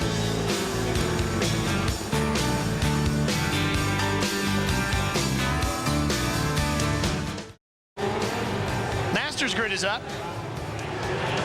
Dave Price, Danny Voss in the first row, Randy Dakota, Tom Langston back in row 2, Ralph Medlin, Mike White, the points leader, Jamie Hines and Daryl Jackson, Cotton Spry and Tommy McCoy in row 6 as we move back to rows 7 and 8. Howard Whitaker, Dan Hamrick, Al Mitchell, and Roger Schaefer make up those 2. There you see Punchy Whitaker rounds out the field in row 10. Points, it's all Mike White. If Mike White wins tonight, it's over. Forget about it. Lock it up. Engrave his name on the trophy. Give him the check. Pat him on the back. Green flag, and we go around. Ralph Medlin got hit with Mike White. Mike White is going to be out of it. His right front wheel is broken. Well now, Mr. Rice, now that you did that whole big spew about lock it up, put his name on it, engrave it, do whatever you do with it, guess what, bud? We got to come back for round 10 to see Mike White clinch. It's just going to make it interesting, isn't it? Here it is, folks. Watch the silver car. It broke. Something broke on Mike White's car, and that's what caused him to lose it. He also collects the blue car. If we can run that just a little bit further. Maybe Tom Langston in the I think 19. it might be. Yeah, you can see him just drift over. No, it's not Langston. Langston got yeah, it is Langston. It is Langston. So, Mike White. Now. You think the spindle broke on the right front? It could have been. Heim joint let go? Could have been. There's Mike. Tough way to exit. We'll be back. We're going to exit too, just for a short period of time now. Stay with us. We'll be back. We're back to the Charlotte Motor Speedway, getting set to go racing here, but this is the pro feature results. G.E. Chapman, boy, he's moving up to lock it up. Helped me throughout the whole week, and the whole Craig family and the CNC boiler and all the guys back at the shop. Mike Callahan helped, Eddie, Billy, everybody. All right, guys, let's go back to the green flag. It's got to be the moon. I'm telling you, it is the moon. Because look, there's cars everywhere, Doug. It has been bizarre tonight. The full moon is out, and it apparently has affected the neurons and the brains of some of the drivers. Like the body parts and pieces and There's stuff just flying everywhere. fiberglass flying everywhere out there. Yeah, and in the middle of all that, and all these Wrecker Boy t-shirts. I mean, it's a rampant disease, isn't it? Watch Jack Compot in the 10, hard on the binders because he's going to get hit. There's Rene Dakota in the 14. He's going to get through with it. Oh, boy, everybody gets piled up. Al Mitchell in the 9. He's got nowhere to go. The 19 in there, Rodney Curley. That's Roger Simons, I believe, in this car, and Jack Campana was in the other division. They have identical cars. Unbelievable. And Mike White, our points leader and biggest winner of the season in the Summer Legends Shootout Series, his car breaks before they even get a lap in tonight. He could have locked up the championship, and that's over with. All right, Record Boy, who you got a t-shirt on now? Well, we're down. My nickname, Lawnmower Man, or he's going to do incredibly well and make me look bad. So either way, we'll have a good time tonight. I know that. Tom, what do you think of all this? It's great. It's a lot of fun. I've watched the TV quite a lot on this, and this is the first live event I've gotten to, and it's very exciting. All right, they're hoping Phil Parsons can bring this Food Lion car home to victory in the Home Depot Challenge. Let's go back upstairs. I know Record Boy is trying to get Tom Smith to sell Record Boy shirts at Food Lions across the country. We're green flagging it. That's Danny Boss, Tom Langston, James Hines. Now, James Hines can make up a lot of ground here, Doug. He's the one that... He's 23 points behind. So if he could make up, say, 20 points tonight... Well, he wins. If he wins, he gets 20. That put him within 3. Well, Mike will get 1 point tonight for starting the race. So he's going to come out of tonight with 127 points. Right, but they're in the position to have quite a battle in round number 10, and you're not going to want to miss that, as we'll do it all live right here on Sports South next Tuesday, 8 o'clock Eastern time. Make sure you catch it. Danny Boss, Tom Langston, Rene Dakota, and there you see James Hines up in front of him.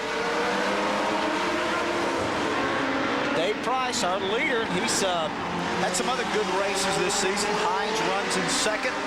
That's a nice group there. Danny Boss hanging on to that 3rd spot in that 2B car. These are all guys that have been running up front all year long. If Price wins this, Doug, he could jump from about 8th place in points up into almost the top 3. Of course, Langston running out of Timmonsville, South Carolina in the 2nd place, or in the 3rd place car for the moment. Battle for the lead. Here comes Hines. James Hines in the 11J. He said the key to winning tonight would be setting your car up so it doesn't get too tight on you.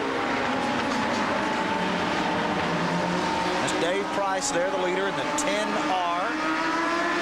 And Hines, whose teammate is running well behind him tonight. That would be Darrell Jackson. These guys tow together, share some expenses. And Hines is reeling them in a little bit. Price had about a 7-car length advantage, but Hines cut that down to a single car length. And there's old Tom Langston just waiting back there for maybe these 2 guys to go at each other. Well, I think James Hines is a smart enough driver to know that he's in a position right now that even if he finishes in 2nd, he's going to make up tremendous ground on Mike White. He's going to wait and make the pass when he can, which is right about now. And we got a car. Whoa, and James Hines goes around. Well, they all got on the binders because Craig Harris spun out in front of them, and those guys had to get on the brakes because they didn't want to collect him while he was just sitting there on the racetrack. Well, Hines drove away. Price is dead in the water. But let's see how many positions Hines lost in all of this. There's Tom Langston in the 19, Danny Boston in the 2B. All right, now watch. You'll see Langston lock it up. There you see Price and Hines get together, Doug. I don't really know if they were affected by Hairston's car, the 6H that was setting up there, or not. Well, I think one of them probably saw. I think maybe Dave Price saw it. And Hines didn't. Yeah, well, or Price hit the brakes, and James was just too close. Because, see, he goes real wide. He probably figures he's right in line, and he cuts back in on him. That's what he did. Price had to come back down the racetrack to keep from running into Harrison. Yes, that wasn't an intentional move to try to cut Hines off, I don't think. Well, I'm going to cut back inside of you now so I can take it away from you and please toss it a break. I'll give it back to you when we come back. Well, thank you. You're welcome. Stay with us.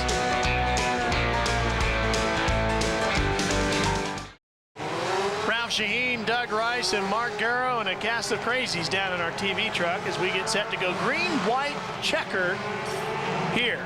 Bedlam has been the norm tonight. Lunatic Fringe is out and running rampant around here tonight. Green flag is out. 2 to go. Danny Bost, who currently rides 3rd in the Masters Division points can make up a ton of ground on Mike White and James Hines, and possibly, well, he'll take over second, barring disaster on the last lap. Yeah, but tonight you got to go with the disaster, because disaster's had the nod all night long. 1 lap to go for Danny Bost. And boy, is the points chase getting interesting in the Masters Division for next week. And that's Renee Dakota riding in second, and Darrell Jackson back in third. Dakota will have 1 shot to get around Danny Bost in the red car. Coming off of turn number 4, Danny Bost looking at 20 points smack in the face, and he gets it. Danny Bost will move into second place in the Masters Division point standings with 1 round to go, and just 4 points will separate him and Mike White. And the Home Depot Challenge, it's still got to be run. It's next. Kenny Schrader, Phil Parsons, and Joe Nemechek. Now it's time for the Home Depot Challenge, where low prices are just the beginning. Here at the Charlotte Coliseum. When I first moved to Charlotte, Benny Parsons and I did the announcing for him. It was on the asphalt with the USAC midgets, and Schrader did a tremendous job in that, too. Well, the week that he flipped the car down in Talladega, later on that week, he did 2 other shows. 3. He was at the ASA race, too. He was just, you know. He did an ASA race in Topeka, Kansas, and he did the IROC race in Michigan, and then he stopped somewhere else on the way, either to or from Michigan to Topeka, where the ASA show was. There's Phil Parsons in the 99.7 Food Line car, and the Burger King car, Joe Nemechek right in between. And of course, Phil had one of his biggest days ever in his career right here at Charlotte Motor Speedway. Sure did. Winning the Busch Grand National event in the spring of '94 here. Surprised everybody. Came out of nowhere to win that race. The Home Depot Challenge is underway. We're green flag, and Kenny Schrader leads him into turn 1. Nemechek already riding up the backside. Well, I really felt sorry for Joe at Indy this past weekend. I really thought he was going to have a good day. Qualified well and came home, I believe, finished 27th up there. Phil Parsons has had real good race cars and good opportunities this year on the Busch circuit, but him and Schrader have both been a little bit snake-bitten at times. Well, Jeff Kent will have a really good excuse here tonight. If Phil Parsons, a Winston Cup winner, can't run that great in that car, then hey, even Lawnmower Man can't be expected to win. That's right. Blame it on the crew after that. Actually, this could be a good deal for Jeff. He could learn a lot here. Phil probably come back and communicate some things to him. Phil can't get that car to turn right now. Jeff's a lot of fun. We always see him after the races at the Sandwich Construction Company. He's always, wow, what did I do? What'd you think? How'd it go? Did we have a good time? We get some airtime? He's really into it. He's having a ball with it. And they do a great job of helping promote the Summer Legends Shootout Series. And you see Phil move up to the inside of Joe Nemechek there, make the pass. They're all chasing the Budweiser 25 of Kenny Schrader, but here comes Phil Parsons. Well, Phil's finally gotten that car to where it'll turn a little now. Yeah.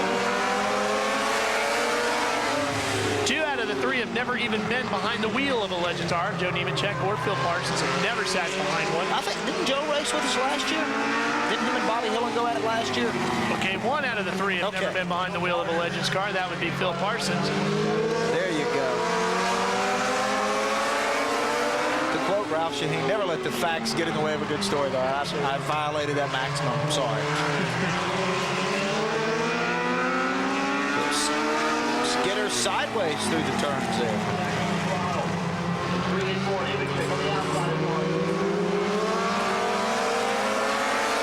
I think Schrader will be happy if he can get through this event without park coming off the car or it being on its roof. Yeah, or that would be a good thing. Some of those things. That would be a really good thing.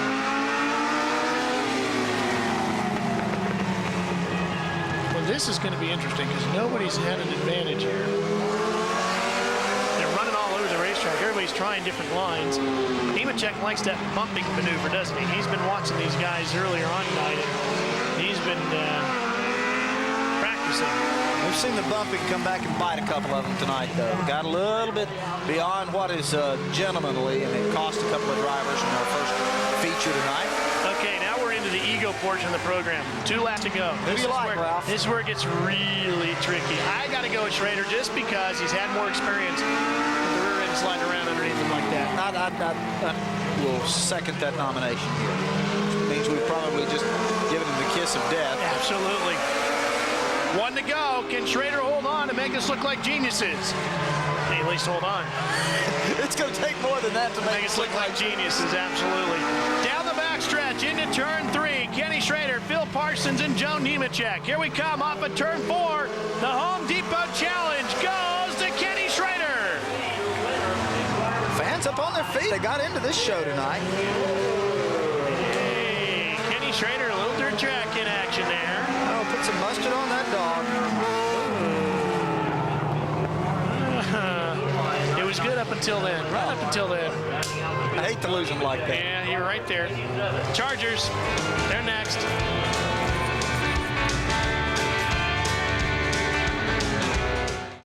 Welcome back to the Charlotte Motor Speedway, where Ken Schrader has won the Home Depot Challenge. You look like you took some rights and lefts getting ready for Watkins Glen out there. Well, I had to block them guys. They were trying to pass me. You know, if they couldn't pass, they were trying to hit you. You know, you just had to do whatever. All right, Phil, now you give him Jeff Kent any pointers. He jumped right in that car to get in this race. He's probably going to make me look bad. I tell you, I thought I had Kenny coming off the last corner, and I got sideways, and he beat me back to the line. But I tell you, it was a lot of fun. I want to thank Food Line for being here. It was a great time. I hope to come out again.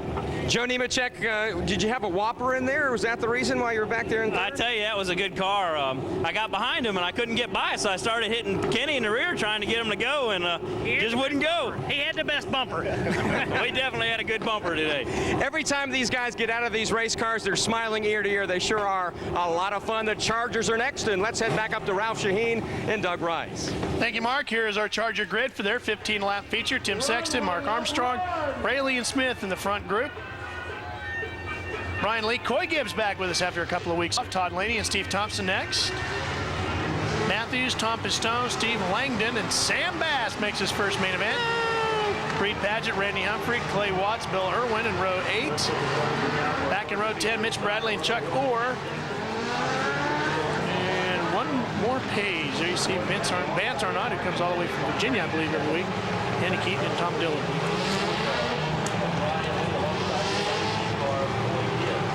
Mark Garrett, what do you think about this race coming up? One thing about it, it is a full field, as it has been the last 2 weeks for the Charger division. 35 cars showed up to try to make the 24-car starting field. That meant 11 folks had to go home very, very unhappy. And they're going to have to get on it in a hurry tonight. It's a 15-lap feature event, so it's going to be foot to the floor and get on with the business as soon as they drop the green here. Coy Gibbs has been one of the best in this Charger racing class early on this summer. Then he took 3 or 4 weeks off as a drag racing tour went west. There's Coy in the 18. Of course, his father, Joe Gibbs, and the McDonald's drag racing crew out west. So Coy is back behind the wheel for the first time. Be interesting to see if he's lost some of his touch. And you saw the 5 car to the inside there. We'll repeat that. That's Gordon Rayleigh, comes up from Louisiana, drives up every week. Go Green flag, we're racing. Oh, Coy gets loose. You won't hear us talking about any points leaders here because they do not award points in the Charger division. Gordon Rayleigh and Marcus Smith riding there in 3rd and 4th, respectively. Gordon Rayleigh desperately wanting a win before this tour is over. He holds on in 3rd. That's Tom Sexton leading the way right now. Oh, we got one around. Keeps it going. Nicely done. And another one around. And we got pieces flying out of that one. Mark Armstrong, I believe, was. Now, Reed Padgett was the second one there. That puts Gordon Rayleigh up to 2nd. Marcus Smith moves up to 3rd. Marcus has a win this year, and Rayleigh doesn't, but he's come close a couple of times. Here's a look at the spins, Doug. There's the first one. Nobody touched it. Went into the corner a little too hot and spun it around. And here comes Reed Padgett. And I believe Sam Bass made it through that mess unscathed. Way to go, Sam. Marcus Smith right up on the backside of Gordon Rayleigh. That's Tim Sexton, the leader out of Thomasville, North Carolina. Sexton, Rayleigh, Smith, Gibbs, and Pistone. Tommy Pistone back there riding in the 96 machine. Rayleigh makes a big move to take the lead. Very strong. Oh, Marcus Smith gets hit from Coy Gibbs. He goes around. Will it bring out a yellow or can he continue? He's going to continue, it looks like. That's going to ruin a good run for Marcus there. A second Burger King car we've seen tonight. You can see him frustrated. He was trying to get into the lane, and there was no room for him to go, and he's almost a lap down. He is all the way at the tail end of the field. guy from down in Louisiana, Gordon Rayleigh. That's a long truck, about 700 miles he makes every week. He drives up here. He basically rents this car. It stays in Charlotte. He drives up to go racing. I guess that's dedication. I haven't figured out if it's dedication or just crazy. Yeah. A little bit of both, but that'll be the sentimental favorite here as Tim Sexton has moved back into the second place position. Rayleigh through 3 and 4. Everybody seems to have gotten a handle on the racetrack. We talked about how the cooler temperatures here tonight. It's not cold or cool like fall weather, but it is certainly cooler than the blistering heat we've had out here all summer long. And a lot of the drivers were saying how the track was getting a lot tighter on the cars as opposed to the normal loose conditions that they're running with. We were concerned as to whether or not the drivers are going to figure it out. Look at Sam Bass. He's passing people. All right, Sam Bass on the move, and we've got Padgett in the infield again. That's the second time Reed's gone in and done some landscaping. And the 29 of Mitch Bradley round 2. And a caution. I believe this is the first time we've seen some of these cars tonight. We've got a lot of new entries in the Chargers field tonight. So 15 by Tommy Pistone there. His car is stalled out. Problems for him. That's too bad. That's been a good car all week. When Tommy finishes up, he has not won this year. He's been close a couple of times. There's Padgett going around. Oh, looks like a harvester. What was going to say about Tommy Pistone there, he's getting ready to go back to school. He'll be a junior over at UNCC, majoring in sociology and philosophy. There's our 2 cars going around. Said his grandfather said, as long as you stay in school, keep your studying, you can keep racing. Pretty good deal. Very good deal. There's Reed Padgett's highlight film of the night. The Wrecker's got to come back out with the Tommy hook and pull another one in. Been a strange night, as Ralph alluded to, the full moon out tonight, and I do believe it's had an effect. Mark? Well, a little bit of a note down here about a couple of 14-year-old drivers. We know that we have Tim Peters in the semi-pro division. In the Charger division, a 14-year-old out of Concord, North Carolina, Brent Dover, making his first run tonight, and he's running fairly well in the middle of the pack. Again, just getting into this field was an accomplishment. There were 11 cars too many, and they've already made that long trek home, or at least begun it. A little note on Coy Gibbs. It's been a long deal for him the last 3 or 4 weeks. He was on the West Coast with the drag racing team, and I asked him just before the green flag, how did things go out there? He goes, not very well. Well, they didn't get any better here tonight either. Yeah, they were out in Seattle this past weekend, Sears Point before that, Denver before that. Been a long trip for the NHRA crews. Then you come here tonight, 35 cars to try to make it, 24 get into the final event. And there's Tommy Pistone on the Tommy hook tonight, not the way he wanted to exit. Tommy Pistone, quite a story in himself as a young man. He's a recovered cancer patient, a dedicated young man. Come out here and he's shown a lot of talent, stick-to-itiveness this year. He'll have one more chance to snare a victory next week when we hit week number 10 of the Summer Legends Shootout Series. Well, there's Tommy going around with Coy Gibbs, pirouetting up the front straightaway. Full field. Comes out of turn number 4, and we're back to green for 2 laps. Rayleigh got a good jump there. Tom Sexton right in behind him in the 12S car. There's Randy Humphrey in the 98. Oh, Gordon Rayleigh gets challenged for the lead on the outside by Brian Lee. If Rayleigh can just hold his line, Ralph, he'll be in good shape. 1 lap to go. Gordon Rayleigh, who drives all the way from Louisiana every week, looking for his first ever Legends win. Sexton goes around. Rayleigh still trying to hold on to the lead. Into turns 3 and 4. Brian Lee on the outside. Here we come off the last turn, and Gordon Rayleigh's going to do it. He wins his first Legends car race. That's going to make the drive back home a whole lot easier for Gordon Rayleigh. Oh, boy, it's got to. It's got to. The folks gather up at his house to watch this. They pull it down off the bird every week, so imagine they had a good time tonight. Nicely done, Gordon. You survived a tough one. And the Charger Division cars, they're done. So the semi-pro cars run out. We'll just let you run right through the grid here as you look at Ronnie Austin, Greg Herlocker moving back through. Chuck Spicer, E.B. Jackson, Jim Ward, Hoyt Demus, Jimmy Guthrie, Timothy Peters in row 6, and a new car for him.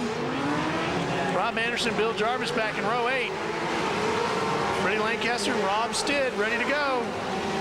George Potter rounds out the field. Oh, John Freeman, who is third in points, only 5 points out of the lead, starting way back. He's in another area code right now, so he'd have to hope for trouble from the other 2 leaders if he wants to move up in points tonight. But the way things have been going tonight, that's not asking too much, is it? No, this is the last race night. Semi-pros, Ronnie Austin, the point leader by a single point over Bill Jarvis. John Freeman is only 5 points out of the lead. Here's the green.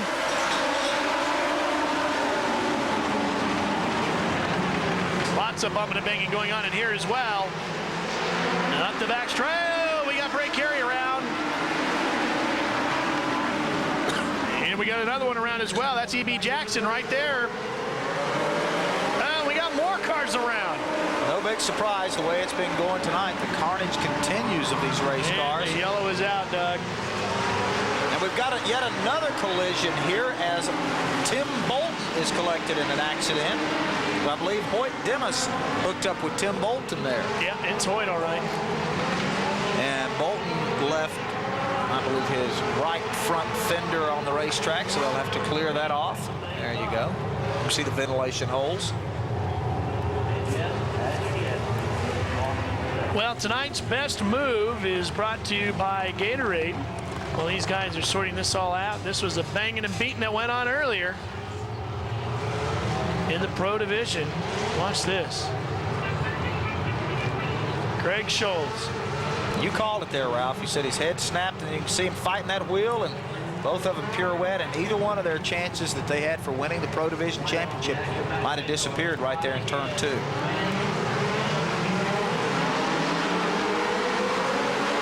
Goes around and out of it as well as we go back to green. And Jimmy Sides has inherited this lead. Jimmy's been a winner this year already a couple of times. Randy DeBrule rides in second in the 10R machine.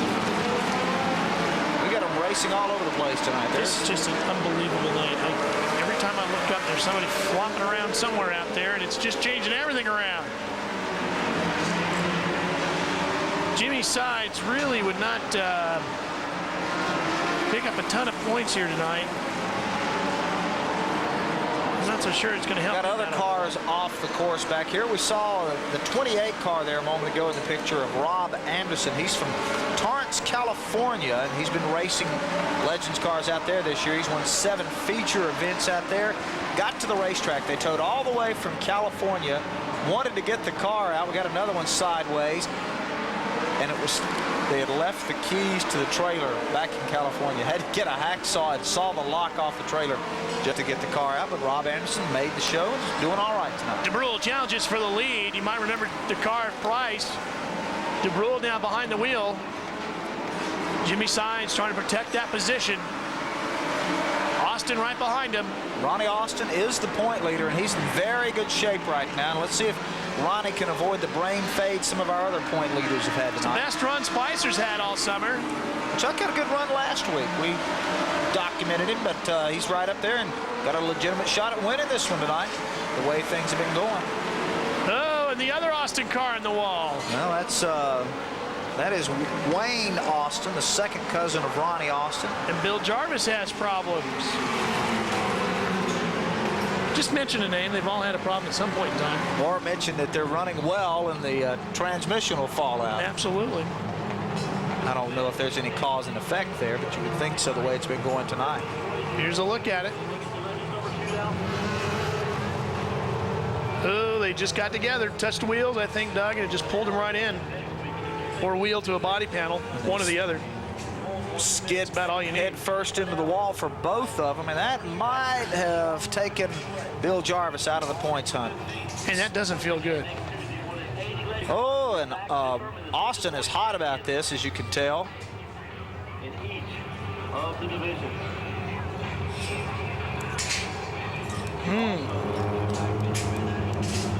Not making dinner plans there. No, there's a lot of discussions going on down there. I got a feeling there's going to be a lot of tempers all night long tonight just because everybody's so frustrated with the way this night has gone. Even if it wasn't his fault, and he wants to go talk about it himself.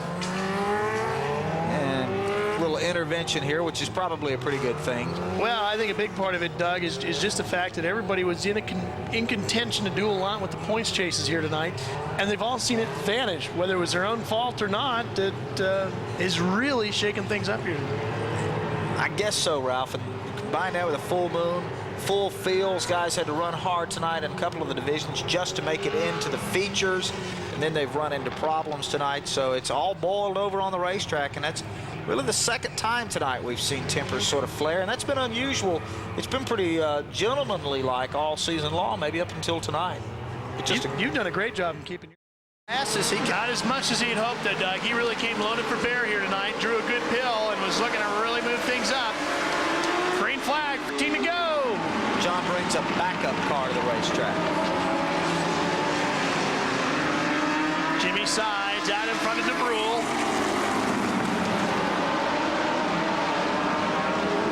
DeBrule looked to the inside there, got up on the rumble strips, and that cost him some time. Now the point leader in this division is Ronnie Austin in semi-pro, and he currently rides third on the racetrack with Chuck Spicer right in tow. I think that was Rob Stidd that we saw look around there. We got a bumper hanging. That's Timmy Peters dragging a bumper here. That's a loaned car from Rick Hendrick. Peters' car was totaled and it wasn't ready. You might remember that wildly painted 77. So Rick Hendrick, being the nice guy that he was, loaned him a car for tonight. Jimmy Sides, the 00. We've got a couple of them off course. That's Timothy Peters. Timmy Peters, who we just talked about, and Steve Tart. Feel free. I'm not going to go. Feel free. Boy, this is some good racing up here, but I think DeBrule has finally ended this one. DeBrule looks like he's got the line. He's going to take it. Ray Carey pulls off the racetrack as well. Something broken on the 13, and look, we got a yellow now. They've loaded up again for about the umpteenth time tonight. We are back under caution. Well, now, do we revert back to the last lap? I think we do. We had one of the little rumple strips come loose, and those things have pretty big, long spikes in them that are supposed to, in theory, hold them in place. So, keyword being theory. You got to get that off the course here. He's trying to let GE catch up. He'd slam it. He'd put the brakes on in the middle of the straightaway just to slow me down. And the deal, I finally got by him. He just come wide open and just knocked the crap out of me. Just dirty, just all out dirty. I hope everybody that does business with those guys really can see what's going on out there. That's rotten stuff right there. Well, Greg Scholes is upset. We're back to green flag racing. I'll tell you what, Doug, the one thing about Legends Car Racing, since it has not gone corporate like a lot of the other major series that are out there, these guys are not afraid to say what is exactly on their mind. They are saying some of the things that you would hear from a Winston Cup driver if he didn't have to answer to a board of directors. Yeah, lots of off-the-record stuff being talked on the record here tonight. It's interesting. Been watching John Freeman. He's right now back in 10th place, so he's not going to make up much ground on Ronnie Austin tonight for the championship hunt here. Hey, Jimmy Sides is doing a great job of holding on to the lead, because here comes the Austin car up on the inside to challenge second away from DeBrule. Now, Ronnie needs to take a cue from some of the guys that have had trouble tonight, points leaders that have gotten in over their heads, and they're losing focus of the big picture tonight, trying to race and win a trophy. And Spicer hangs on in fourth. Chuck doing a nice job tonight. Austin looks, he slipped there, and that cost him the position. Chuck tonight told me he said he finally feels like they've got that car dialed in, set up to this racetrack, and that it's really coming to him. And he said, I'm just now getting comfortable with this particular car, and it shows. Good run tonight. Absolutely. Chuck has driven midgets and 360 sprint cars. And, of course, currently works as the PR man for the Richard Petty race team. Tough, that one. That's a hard crash there. That's right off of the turn 4 area. Boy, he stuffed that one. Towed here from California. They drove out from the left coast to race tonight and then locked the car in the trailer. That's planning. Green flag. Of course, I've got to tell you this. I locked my keys in the car today. The bad thing is the car was still running. I've been doing just one step behind all day. There's Sides. Not that it's shown or anything, Doug. Green flag, we're underway, 5 to go. Up the backstretch for the last couple of times. It's Randy DeBrule in the 10R on the outside. Jimmy Sides, one of the original metal-bodied cars in the 00, and the points leader, Austin, right Big back tip of there. the hat to Jimmy Sides, Doug. He has done a great job of holding on to that lead. He has definitely earned that spot right now because he has been getting hit from all sides. Well, Austin's going to have something to say about this before it's all over in the 02 as he moves to the inside of DeBrule into turn 3. Oh, another one around. Little chicane there for them to maneuver about. 57 car, Doug. I believe that's Steve Tart. It is Steve Tart. Do you want to go there? No, I don't. You sure? They're even daring you down in the truck to go there. I'm not. I'm not. Not even if you put frosting on it am I going there. So, we've got another caution because yet another one of the rumple strips have popped loose from the racetrack tonight. Those things are dangerous. Hit it when they pop loose. I really do. Yes, sir. Winding this one down.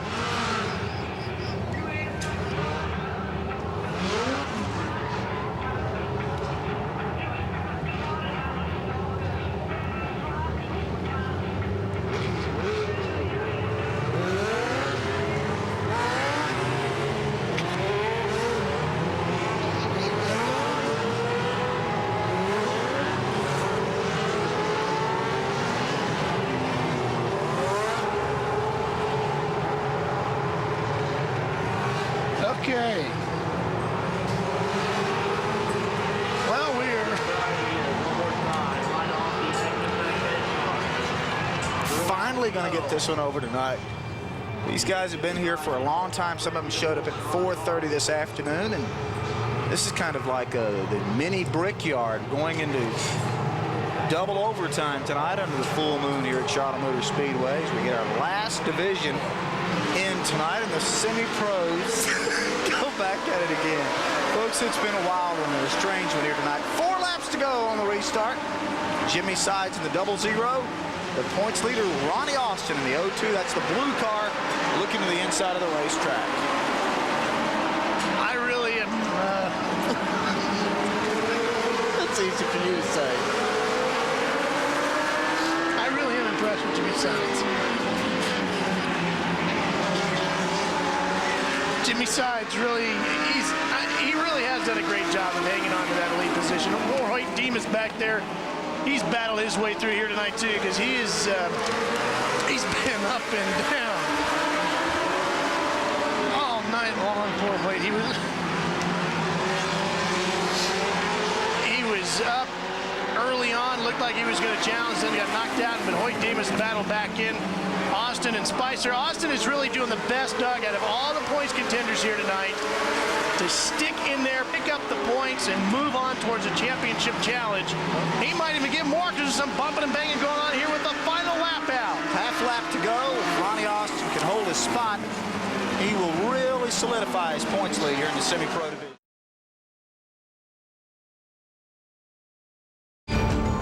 The final round of the Summer Legend Shootout Series, and we've seen one roller coaster ride of a season. We've seen spectacular crashes and witnessed incredible finishes. Tonight, the titles are on the line, and they'll be decided on Charlotte's quarter-mile track as the season comes to a close. Champions will be crowned, new legends will be made, right here next on Sports Out.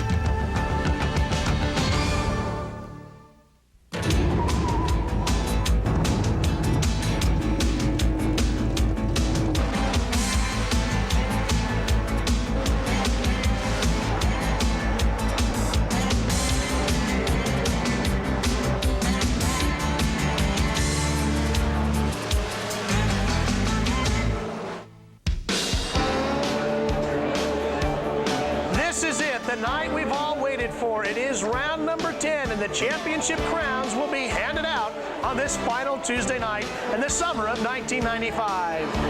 Hello, everyone. everybody, I'm Ralph Shaheen, and welcome to the Speedway Club for one more Tuesday night of racing here in the Summer Legends Shootout Series. It's been an action-packed summer, and we're going to decide who will be king for 1995 right here tonight, live on Sports. Sure, we were plagued with it, so we're pretty grateful for that. As you can see, the cars queued up down on pit road, getting ready to start this next feature event. Well, maybe we'll do like all good racing fans and just come back to the Speedway Club and have dinner and do a little bench racing about Randy DeBrule and Ronnie Austin, and people like Jimmy Sides and George Potter will help make up the first two rows here of our semi-pro division 25-lap main event. There you see John Freeman back in row 4, battling for this championship. Bray Carey's been at it all summer long, and Jerry Dickerson right there with him. Here's in rows 5 and 6. Back behind that, Clay Hare makes a visit with us, and Timothy Peters, one of the youngest drivers in the series, shows up in car 77. He's got his original racer back under him here tonight. Wayne Austin, he's back in row 44. Maybe he can help out his cousin there, number 02, Ronnie Austin. And Freddie Lancaster all by himself back in row 12. And of course, we had a little delay here tonight. We had so many young people taking part in that coin and cash drop a moment ago. It just took a while to get all of that cleaned up. Ronnie Austin, we talked about this at the top of the show, Ralph. He is in very good shape to win this championship. John Freeman realistically has to finish in the top 3. Well, you ready to start settling up some championships? Well, this will be the first one we'll decide tonight. They've got a trophy polished up somewhere. They've just got to decide what name will they engrave on it. Will it be Ronnie Austin, who's the prohibitive favorite, or can John Freeman rally and pull this one out tonight? We're racing at Charlotte. Bray Carey in the green 13 looking for a way to slide up through the field. DeBrule leads Austin, Sides, and Potter into 1. Make that 3. Randy DeBrule has won a couple of these shows this year, but he is not in the hunt for the championship. But that guy right there is in the 5F. It looks like he's moved up to about 5th position, nestled in behind Hoyt Demas. That's John Freeman. He's running in 6th. Oh, and we stack a couple of them up. Car 4 is Tony Hamby, and I can't read the other one. I'm going to guess, Ralph, that that's the 18B of Greg Herlock. I think you're right, Doug. Yep. So bad news for these two right off the start here, but none of the lead cars, so the point chase cars were affected by that. Here's how it happened. If you'd like to drive a racing car yourself, Bottom of your screen. Right here. Just a little incidental contact. On the other side, they just touched wheels. That has to be a frightening experience to look out your driver's side window and there's a grill coming right at you.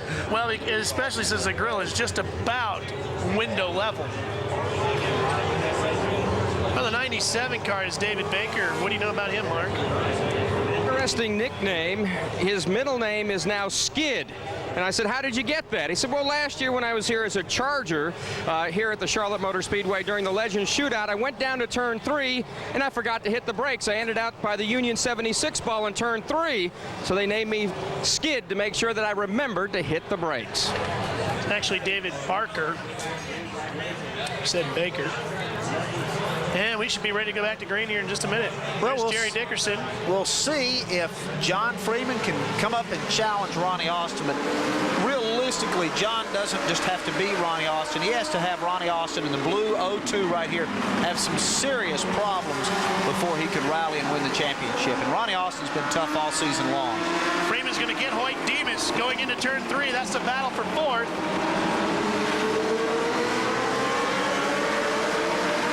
That 5th place. Now he sets sights on George Potter right in front of him in the 54. So we'll see if John feels racy enough to go up there. He has nothing to lose, Ralph. He has to go for it. And there's the 02 of our point leader, Ronnie Austin, going after Randy DeBrule. Ronnie has already captured 3 feature victories this season, and he'd like to wrap up the championship with a win tonight.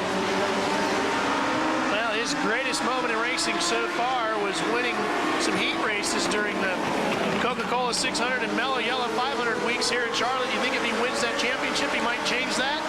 He told me in the garage earlier today, he said, I'm either going to be a hero or a zero. And I was wanting to say, Ronnie, don't look at it that way, But there was a little air of tension down in the garage. Did you pick up on that when you were talking? Every one of these drivers tonight. Jimmy Sides race to the inside for second place. Potter trying to come with him. And right behind Potter is John Freeman. So Sides could have started the avalanche backwards for Austin here. So Austin is in the 02 Duragloss car, caught on the outside here. And that's Potter working to the inside, and the second place man in the points, Freeman, riding right to the inside now of Austin. So Freeman gets past, Hoyt Demas gets past. I wonder if Austin's having a problem or if he's playing it conservative. He's playing conservative. He's playing too conservative, Doug. Well, I think his handle may have gone away, Ralph, because he is just backed up through the pack. There's one reason to play conservative, but another is to completely come out of it. We'll watch him for the next couple of laps and see if some more cars get around him. Jerry Dickerson is right behind him, and then Bolton. What do you think, Mark? Well, I think for Ronnie Austin, I think this is according to his game plan. He does not have to win the race to win the championship. He does have to, though, keep John Freeman in sight. He told me before the race, even though he's starting outside pole, he's just going to take it easy, pick his spots, and not race anybody. Winning the championship far more important tonight than winning the race. I understand that theory, Doug, but sometimes as we watch the battle for the lead with Jimmy Sides and Randy DeBrule, I think sometimes you can be too conservative. If you don't find your normal rhythm, you can put yourself into more problems. Especially if you get back there running with other guys that don't normally run up front, that maybe don't have the experience level and aren't quite as, frankly, as good at drivers as the guys that usually race up front. You can find yourself in a little bit of trouble, but if he wins the championship, who's to second guess him? That's right. John Freeman, he's letting it all hang out. He's not going to leave anything on the racetrack tonight because he has to go for broke. He has to try to get as many cars between himself and the 02 of Ronnie Austin. Right now, Ronnie's in real good shape. And he's got to do it now, too, Doug. He's got to get past Potter and start heading to the front because he cannot just linger around back there. You saw DeBrule go past. He's got a long way to go to catch Randy DeBrule. And at this point, Austin's only one car separation between himself and Freeman. So Ronnie's strategy to this point is working out pretty well. Almost forgot Randy DeBrule's driving away with this thing. And DeBrule has had a very good season as well. He's been one of the top competitors in this division all summer long. Yeah, he's had a couple of feature wins, and he's done very well. I don't think he has made all of the shows, but when he's been here, it's been very tough. Well, this is what Austin wants to see. Demas putting the pressure on John Freeman now. Oh, and John bobbles a little bit, gets up on the rumble strips. That ain't going to help any. The thing that Ronnie doesn't want to have happen is get up here and get involved in something between Hoyt Demas and Freeman and put himself out. He's got to be thinking that way. Freddie Lancaster having problems as the leaders go past. Jimmy Sides in the 00 puts him down. There's Freddie. Of course, we saw Freddie's car in the opening. Here's what was going on when Austin got passed by everybody. Look at the look at there was contact in there, Doug. Little incidental contact there, and he backed up. But we know how fragile the suspension pieces can be on some of these cars. You know, he might have knocked a toe out or something like that and lost some of the handling. Just didn't want to get up there and beat it up any more than he had to. There's John Freeman and Hoyt Demas in the Chick-fil-A car, and Ronnie Austin's really not letting John Freeman get too far away from him. No, and it looks like Freeman's slowing up a little bit because he can't seem to do anything with Potter. And you can see now Freeman is about as straightaway away from our leader, Randy DeBrule. Ronnie Austin is works in the construction business as a project manager. And as you can probably guess, John Freeman runs a chain of stereo stores. And I think Hoyt Demas is a wallpaper. Hoyt's got one of the best looking trailers I've seen in racing. That is one slick operation he's got going there with the Chick-fil-A people. It looks like a small Winston Cup trailer with the professionally done decals and the package that he's done. And there's Randy DeBrule saying, while you guys are talking about all these other cats, I'll just get out here and get a half a straightaway lead on Jimmy Sides. Jimmy Sides sells Peterbilt tractor trailer trucks, and then he drives a Legends car. What's wrong with that? That's the big and the small of it. Nicely done, Bryce. DeBrule down in 1 and 2. Running backwards up pit road here, 6 to go, and one championship about to be handed out. Now, we only hand out 3 because they do not give out a championship for the Chargers. Now, Freeman's caught Potter. But he is running out of time and running out of laps. Freeman trying to make it up, going to give it a valiant effort here, but Ronnie Austin back there close enough that the championship will be his. If they freezed it right now, it would be Ronnie Austin's championship. That was David Tucker. They went past in the 17 as we watched this battle between 3 cars for 3rd. And it looks looks like Freeman's getting looser by the minute. You know, this has been one of Potter's better races, Ralph. We've seen him have some spurts this year, but I think consistently for a whole race, this has been George Potter's best effort. I have to agree. He's been there each and every night of the Summer Legends Shootout Series, but the caution is out. Okay, I thought DeBrule was having a problem. I saw Hoyt Demas. Debris in turns 1 and 2. And it is serious debris. It is one of the rumple strips that has come up off of the inside of the racetrack. And those things, they may have changed them a little bit, Ralph. Last week, they had big, long spikes in them. Remember that? If they'd have gotten caught on one of those things, it'd been serious trouble. So what are they using, like extreme duct tape or something, or what? Velcro? Super glue, who knows? Just welding them down there. I have no idea. There you go. That's the rumple strip. Well, you're supposedly the expert on this deal. I could have made something up and just sounded brilliant, couldn't I? Because they put lead in them and they're heavier, and now they don't get moved around as much. See, I'd have bought off on that. Yeah, I like that. So that's right. He's the expert. That's my story, and I'm sticking to it. Yeah. Ronnie, why is Sides driving off in the grass there? I don't understand why Jimmy Sides took his car and ran off in the grass. Got to figure there might be some dew or dirt or something over there, and wouldn't want to get all that mess on your tires. That is way off the racing line here on this Legends track. It's a quarter mile, but the line that these guys run to get around it as far out as they drift and everything is probably closer to a half mile by the time. If you measured the actual racing line here, it'd be a lot more than a quarter mile. Well, Randy DeBrule's on the point, then it's going to be Sides, Potter, Freeman, Demas, Ronnie Austin. And looking at the flagman there, Roger Slack, who's been down here interning at the Speedway all year long, the flagman for ASA. Had his last day here at the Speedway today, and wish him a lot of luck. I'm sure you'll see him out there on the American Speed Association Trail. One of the best flagmen in the business. Yeah, he'll be waving the flags in Anderson, Indiana, which will be live on Prime as well this weekend. Randy DeBrule out in front. Then it's Jimmy Sides and Potter and Freeman. Now Freeman makes a charge to the inside of Potter. The yellow is just what Freeman needed. Soft feathering that throttle. Trying to stick that nose up. There he goes. That's a pretty bold move there. Now he has to, Doug. He's only got a handful of laps, and he's got to catch 2 more cars and pass them. He had it all hung out there coming out of the turn, but you can see back there now only 2 positions behind him is the point leader, Ronnie Austin, and he's in very good shape at this point if he can just keep his car intact for a couple more laps. DeBrule and Sides are where John Freeman is looking to go as the white flag comes out. John Freeman sees his championship hopes dwindling. Ronnie Austin about to pop the cork on the champagne bottle. Here comes Demas to make a bid for 4. Demas can make all this real interesting. Oh, Jimmy Sides got wide. Freeman gets wide.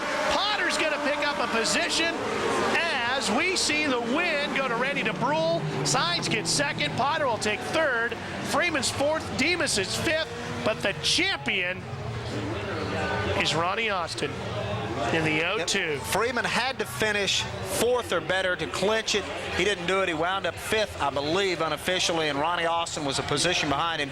So that should give that championship to Ronnie Austin.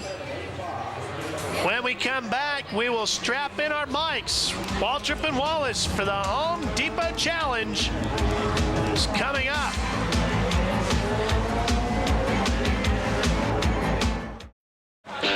Welcome back to the Charlotte Motor Speedway. Here are the semi-pro feature results. Randy DeBrule gets the win. John Freeman did his best. He finished 4th. Not good enough to claim the championship. The champion of the semi-pro division stands by. Starting grid is brought to you by Kendall Motor Oil. It's a 25-lap feature. Kevin Conway, G.E. Chapman on row 1. Doc Brewer with us tonight. John Craig being row 2. Eddie Baldwin, John Crow back. Jeff Craig and Chuck Gaffar in row 4. Christian Baker, nice to see him with us tonight. Steve Mendenhall, Doug Vandenbrink, and David Wagner in row 6. Craig Schultz, what could be going through his mind tonight? Wesley Thompson and Barry Graham in row 8. Jack Campana, Rod Curley, Brian Sockwell, another man with some championship thoughts early on this season.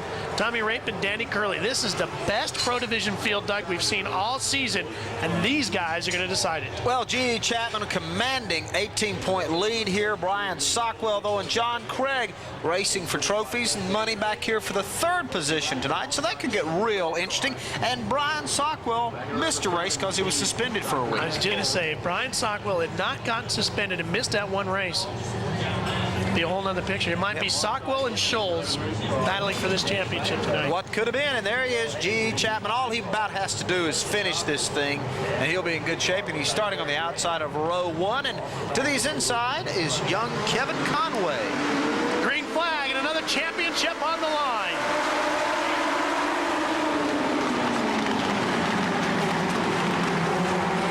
Everybody slicing down into turns 1 and 2. Tell you, Ralph, we got to watch Steve Mendenhall. His first race in the Summer Legends Shootout Series this year. He'll be the fluorescent green car right here, the number 18. He'll come up and be a factor in this before it's all over. You're watching Doc Brewer on the inside in the 99.7 Hooters car making his way through. And Doc Brewer, as we told you, is the leader of the Pro Divisions up in Nashville. They'll settle their championship next Tuesday, so if you're in the Nashville area, go out there and catch that action. They've had some real good fields and great competition. Chapman, Conway, and Craig battle for the top spot. Then it's Brewer, and look at this pack behind him. The 0-1 is Eddie Baldwin. The 99. That's the other Jeff Craig. That's right. I'm sorry. Brain fading on me. Gaffar and John Crow. Gaffar on the inside. Then Mendenhall sliding up in there now. Now there's Kevin Conway in the 0-7 trying to get up under G.E. Chapman. And G.E.'s got to brace with a little bit of caution because if he got spun out of this thing early, he could conceivably lose the championship. But that's a very, very long shot for him. But it would be a nice way for him to put a period on this championship. There you see Greg Schultz battling his way through with Christian Baker. We haven't seen much of this year. Oh, and they get together. Oh, and that's it, Doug. He's going around. Oh, Greg Schultz spins it around, and I don't know if Greg might have spun that one around to bring out the caution to hold it up or not, but he's not going to get the yellow. I think what we're seeing out of Greg Schultz here, he's going around again. I think he's got suspension problems, and I think he's looking at pure frustration, Doug. Well, that championship is away. There's Vandenbrink. He's involved with the number 12. That'll be David Wagner, who works with the Joe Gibbs racing team. And the 96.9 of Doug Vandenbrink. Yep, Doug Vandenbrink. Well, the caution's out. The yellow lights are flashing. Means we step out, but we're coming back. Stay with us. Plenty more. Final Pro Division race of the summer for 1995, and we're looking right now at G.E. Chapman, who's leading, and Craig Schultz, who's getting more and more frustrated. Schultz just comes up and runs up on the back of the 8 car, and then he gets looped around here a little bit later on in the picture. That was Christian Baker in the 8. And he's fighting for it, and it's gone. Yep, he lost it, and then he decided, well, it's not going to hurt me to just kind of lazily let this thing go around here. And going into last week, he had a 1-point lead on the championship, and this week he's just going to try to ride it out, it looks like. It's hard to believe, isn't it? Big lesson there. Well, he got involved in a couple of situations where, you know, in retrospect, you think, well, if I'd have just backed up and gotten out of the way, I might have been a whole lot better off. Of course, the same can be said for John Craig and for G.E. Chapman, Brian Sockwell, and all of those guys at one time or another this year may have let their tempers get the better of them. Green flag is out. We're racing once again. There's Craig. Not on Greg Schultz's Christmas card list at this point. You know, Eddie Baldwin out of Claremont in the 0-1. I don't think we've seen that car a lot this year, Ralph. He's giving it a good run. Pretty sure we've seen it, Doug, but we haven't seen much of it. And this is by far the best it's run all summer long. That's Eddie Baldwin in the 0-1 of a beautiful little town called Claremont. There's the battle for 5th between the other Craig Craig and Chuck Gaffar, and right behind them is Mendenhall and John Crow. Yeah, Steve Mendenhall's out of Raleigh. He's been racing down there. He told me, though, he laid off for a couple of weeks. Let's go down to Mark Arrow with an update on Quick Steve. note on Steve Mendenhall. Before the race in practice, there was a wreck. He stepped on the brakes so hard that it broke the front suspension away from the frame. They put the car back together, didn't know what they had, but apparently they got it pretty close to right because he's running a lot more competitive than he thought he would. Well, he's doing a pretty good job, and he was one of the toughest drivers out here last year. Now Baldwin's having a problem. Oh, and Crow goes around after getting together with Baldwin. And hopefully John can be missed by all the oncoming traffic. Those guys did a good job of getting around John Crow there, not collecting him up in that. Chapman, I'm telling you what, I'm really impressed with Kevin Conway. They have been struggling all summer to get that car handling right. Last week they thought they had it all figured out. Then they got caught up in something early on, and he's running strong here tonight. Look at Crow get into it. I think he might have touched Baldwin a little bit, or Baldwin might have touched him, and it spins John Crow lazily around, and everybody goes around him nicely. They almost collected Barry Graham in the 43. Conway's had motor problems all summer. They got that thing all figured out now, and he is really challenging here with G.E. Chapman. G.E. Chapman, the leader, and looks like soon to be the new champion of the Pro Division for the Summer Legends Shootout Series. And here comes the march of Steve Mendenhall, who works on Legend cars for a living. He sets them up and fixes them and repairs them, so he should know how to set one up to get it to go around. Mendenhall and Gaffar were two of the drivers that battled for this title last summer. Saw Mendenhall race earlier this year down at Anderson on a little bit longer and higher banked racetrack, and 35 cars in that field, and he was the class of it that night. Here's Jeff Craig, the 99. Holds on to fourth. Jeff Craig, a great story in himself, a young man that was beat up very badly in a motorcycle accident last summer and had 11 surgeries, spent 2.5 months in the hospital, and here he's out here running in the top 5 in the Pro Division. Mendenhall hammering on him now from behind. Gaffar just waiting and wait. Leaders, G.E. Chapman. Getting ready to come up on the car of John Crow, and he's got Kevin Conway and let him get away. And, you know, we're going to mention, too, Kevin's battled through an injury. He had a broken foot this year. Had a car roll over in the garage area. Two guys that thought they'd be fighting this position for the championship on this night. Instead, Brian Sockwell and Greg Schultz battle for 11. That's Brian Sockwell in the blue 4U. Greg Schultz back there in the 32. The 10 is Jack Campana. The Husqvarna entry. Here's the battle up front again. I think G.E. Chapman has a lap car between himself and Kevin Conway. A little bit of a cushion there, and that's John Crow in the 4U. And Kevin will have to fight his way around John to get up there and have a shot at G.E. Chapman. That's a team car to Brian Sockwell, and John Crow's been spending a lot of time in the Hooters Cup Series for late models throughout the Southeast. Been doing well, too. Sure has. He's a leading rookie in that series. Doing a great job over there. Craig to the inside now on Conway. Can't make it that time. You see him swing out, though, and try to set up the pass to come off the turn. Lap traffic kept him from doing it. That was his intent there. 5 to go. Well, last week, Craig was involved in the pretty heavy bumping with Greg Schultz, and tonight he's staying off those rear bumpers. Well, you can see that Craig has already lost one spot to Mendenhall. Now can Gaffar get him? Gaffar comes up. Can't get to him to make the pass that time, or even give him a little nudge. Mendenhall will try to hold on to his position. So Mendenhall's in fourth now. Craig slips to fifth. Gaffar looks to get him. Gaffar back in sixth. Those three come back down the back stretch, which is actually pit road for the big track here. That's the battle up front. Best battle right now is for second place. As you take a look at G.E. Chapman, there's the lap car of Crow, and the second place battle is going to be Kevin Conway and John Craig. This is really the first night we've had an opportunity to see Kevin Conway really show what he's got, and I'm really impressed with the quality of racing he's doing here tonight. Well, Kevin's talked about maybe trying to do some late model racing next year or get a full sponsorship package. He's looking for that to come back and race the Legends maybe one more year. Ron Shue, the sponsor of the 07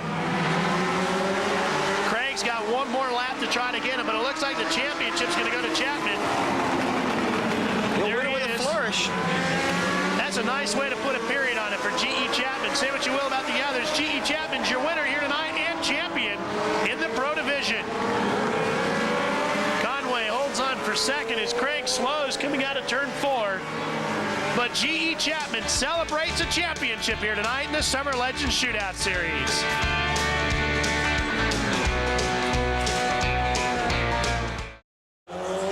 High-performance driving by Lugnut on display as we take a look at the Pro Feature results. G.E. Chapman, your winner of the race and the championship. John Craig was able to hold on for third, even though he was slowing down. G.E. Chapman's our champion. He's with our Mark. Over there in the distance are the Masters Division cars lined up behind the Legends pace car. And their grid looks like this as we get set for another championship. Mickey Lawson and Ronnie Austin. Make that Danny Bost and Mickey Lawson. Mike White, that's the one to keep your eyes on in the 7 car. Daryl Jackson and Rainy Dakota back there. Howard Whitaker, Dr. Mark Moskowitz back with us. Red Parrish and Dave Price. We haven't seen Red in a while. Cotton Spry, Ralph Medlin, Bill Cranfill. Tommy McCoy, Dan Hamrick, Clayton Austin, and Roger Simons back in row 10. Jay Barber in the R22. And you take a look here, Mike White nursing a 7-point lead going into the finale tonight, and that's what's up for grabs. James Hines has a firm grip on third, then it's Daryl Jackson and Renee Dakota. And if Danny Bost wins, Mike White, right here in the 7 car, has to finish second. So if Danny is out front and looks like he could win this thing, it's imperative Mike be right on his bumper when he crossed the line, or the title could go to Danny Bost. Well, let's establish this again. We had the grid a little wrong there. It is Mike White. It's Danny Bost who starts up on row 1. Here we go. Masters Championship on the line. Mickey Lawson holds the lead as we come off of 2. Mike White tries to get inside of James Hines. 2 cars will separate Bost and White. Oh, this one's going to be good. Up the front straightaway. Bost now pulls away as Mike White is stuck in traffic. Mike's got to work his way. He's got to be patient, though. He's got 25 laps to get up there and do what he's got to do. And he's stuck in behind Punchy Whitaker right now. Punchy Whitaker and James Hines separate Danny Bost and Mike White. And Bost is already hunting after Mickey Lawson. We got one around. The 12 car is off track. Moskowitz, and he's got problems. The right front wheel on that car was He ain't going anywhere but out of this one. Now, Danny Bost has got to get on a mission here, and he has got to go up there and take that #1 spot away from Mickey Lawson. And I know Mickey wants to win one of these features, but Danny's hunting for a little bit bigger game tonight. Hey, man, I'll tell you what's going to be Mike White's biggest problem. It's not going to be the 64 of Punchy Whitaker. It's going to be James Hines. Those two are 2 of the most heated rivals I've seen anywhere in racing. And if James Hines can do anything to keep Mike White from winning this championship, he will do it.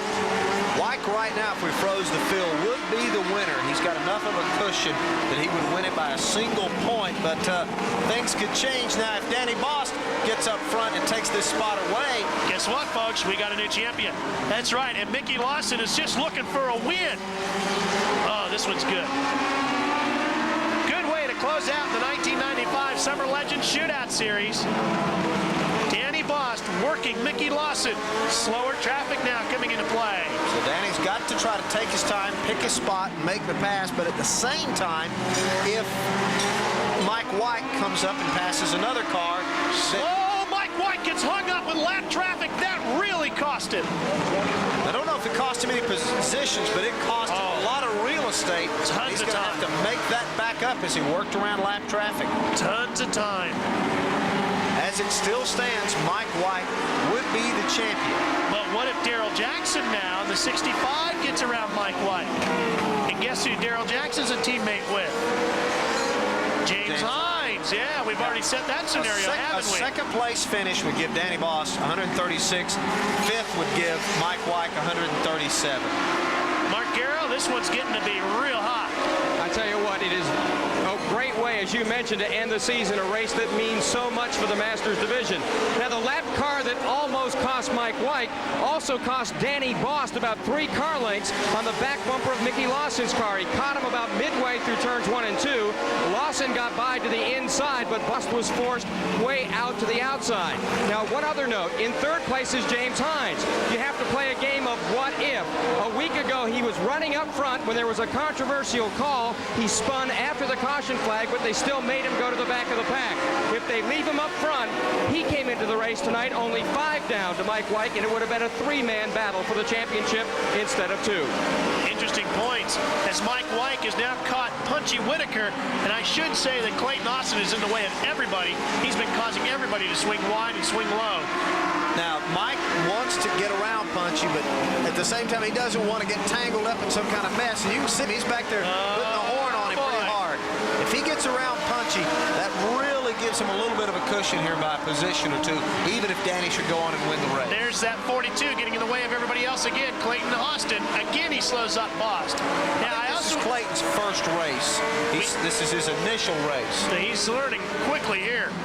One thing to point out about Mike White as you watch the bumping here, it was a hind joint that broke up Mike White's car. A $4 part in Legends Car Racing. He doesn't break that point last week. He's a champion. And he broke it on the first lap, the first turn of the first lap last week. He went 42 races on all the parts in that car before anything broke. 42 races. When was the last time you heard of a racer in any division going 42 events? And he just lost a lot of position there to Punchy Whitaker. As it stands right now, though, Mike White would still be the champion. He's running 5th. Danny Bost is running 2nd. But if Danny could rally, get up, and get around the leader, then that scenario would change. And Danny Bost is just about reeled in the leader as we watch White work on Punchy Whitaker. This is not the way Mike White's going to want to win this championship. He wants to get up there and race for the win. Well, he told both of us down in the garage today, he said, I want to do this the right way. I want to get up front. I want to win it, not have any doubts about it. But he's got his hands full with the 64 of Punchy Whitaker. Tell you what, he's throwing everything at him too, isn't he? If he's got anything left, he needs to get it out here in the next little bit. Well, we've seen Punchy go hard into the wall too. So there we go. Punchy slips. Here comes Mike White. Now we've seen Punchy take people into the wall this summer. I think Punchy needs to let him go on here. This is a championship fight, but he's going to fight him back to the inside. I think Mike's too much faster for Punchy to hang with him. I think Punchy was holding him up. Here's the Barber entry, the R22, Jay Barber. Here's the way that pass went. You see Punchy just slip. That could be a championship pass for Mike White. Well, that gives Mike 4th position, 138 points. Danny Bost still riding in 2nd at 136 points. But if Bost can get around our current leader, he would still win the championship as it rests right now. If Danny Bost wins, Mike has to finish 2nd. Don't leave your TV set as we are about to decide one of the tightest battles in the Summer Legends Shootout Series. Here's the leaders up front. Mickey Lawson, and there's Bost. Still no changes. 5 to go. Bost is the red 2B. Mickey Lawson, the multicolored car on the point. And Danny has been about that distance back from Mickey Lawson for the last 10 laps. He has just not been able to close any ground. He's probably running the same lap times, but he would need Mickey to get into some lap traffic or something to give him a chance to run him down. And remember, none of these cars come equipped with radios. They can't see their pit crews. They have no idea where each other is at. All they know is they got to get to the front. Mike White has no idea right now if he's winning or losing this championship. Mike White rests in 4th place on the racetrack. The leader is Lawson, then it's Danny Bost and James Hines, and then Mike White. And in 4th place, Mike White would win the championship with Danny Bost finishing 2 points behind. He just passed Mike Harmon on a slower car, a lap car. There's Hines now working on Bost. Boy, that would really show. They get together.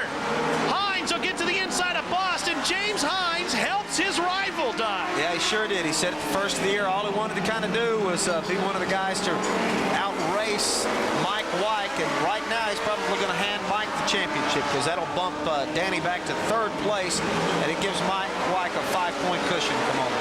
James Hines, at this point, all he was really thinking about was, I want 2nd. Mickey Lawson giving it a great ride in the 1 machine tonight. Checkered flag is out. Mickey Lawson will win it, and the championship goes to Mike White. The Masters Division crown will go to Mike White. Mickey Lawson and James Hines will finish first and second in this race. So the champ, with all those feature victory stickers on the side of his car, pull into victory lane where Mark Garrow shakes his hands. Here is probably the biggest move of the night as James Hines gets into Danny Bost. Danny did a good job to save the car. You could see inside there he was sawing on the wheel and he was wrestling hard, just trying to keep it in line, and he did that, but wasn't enough. Mickey Lawson will be the winner of this particular battle, but the winner of the war goes to Mike White. Well, the Masters Division Championship is over. Mike White is the winner. We'll be back to Charlotte right after this. I think so either, Ralph. Well, here's the final results for the last Masters race of the Summer Legends Shootout Series. Mickey Lawson gets the win.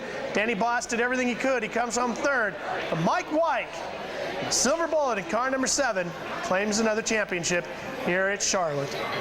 Summer Legends Shootout Series is coming back to Charlotte. We got plenty more for you. Stay with us. We'll be right back after this.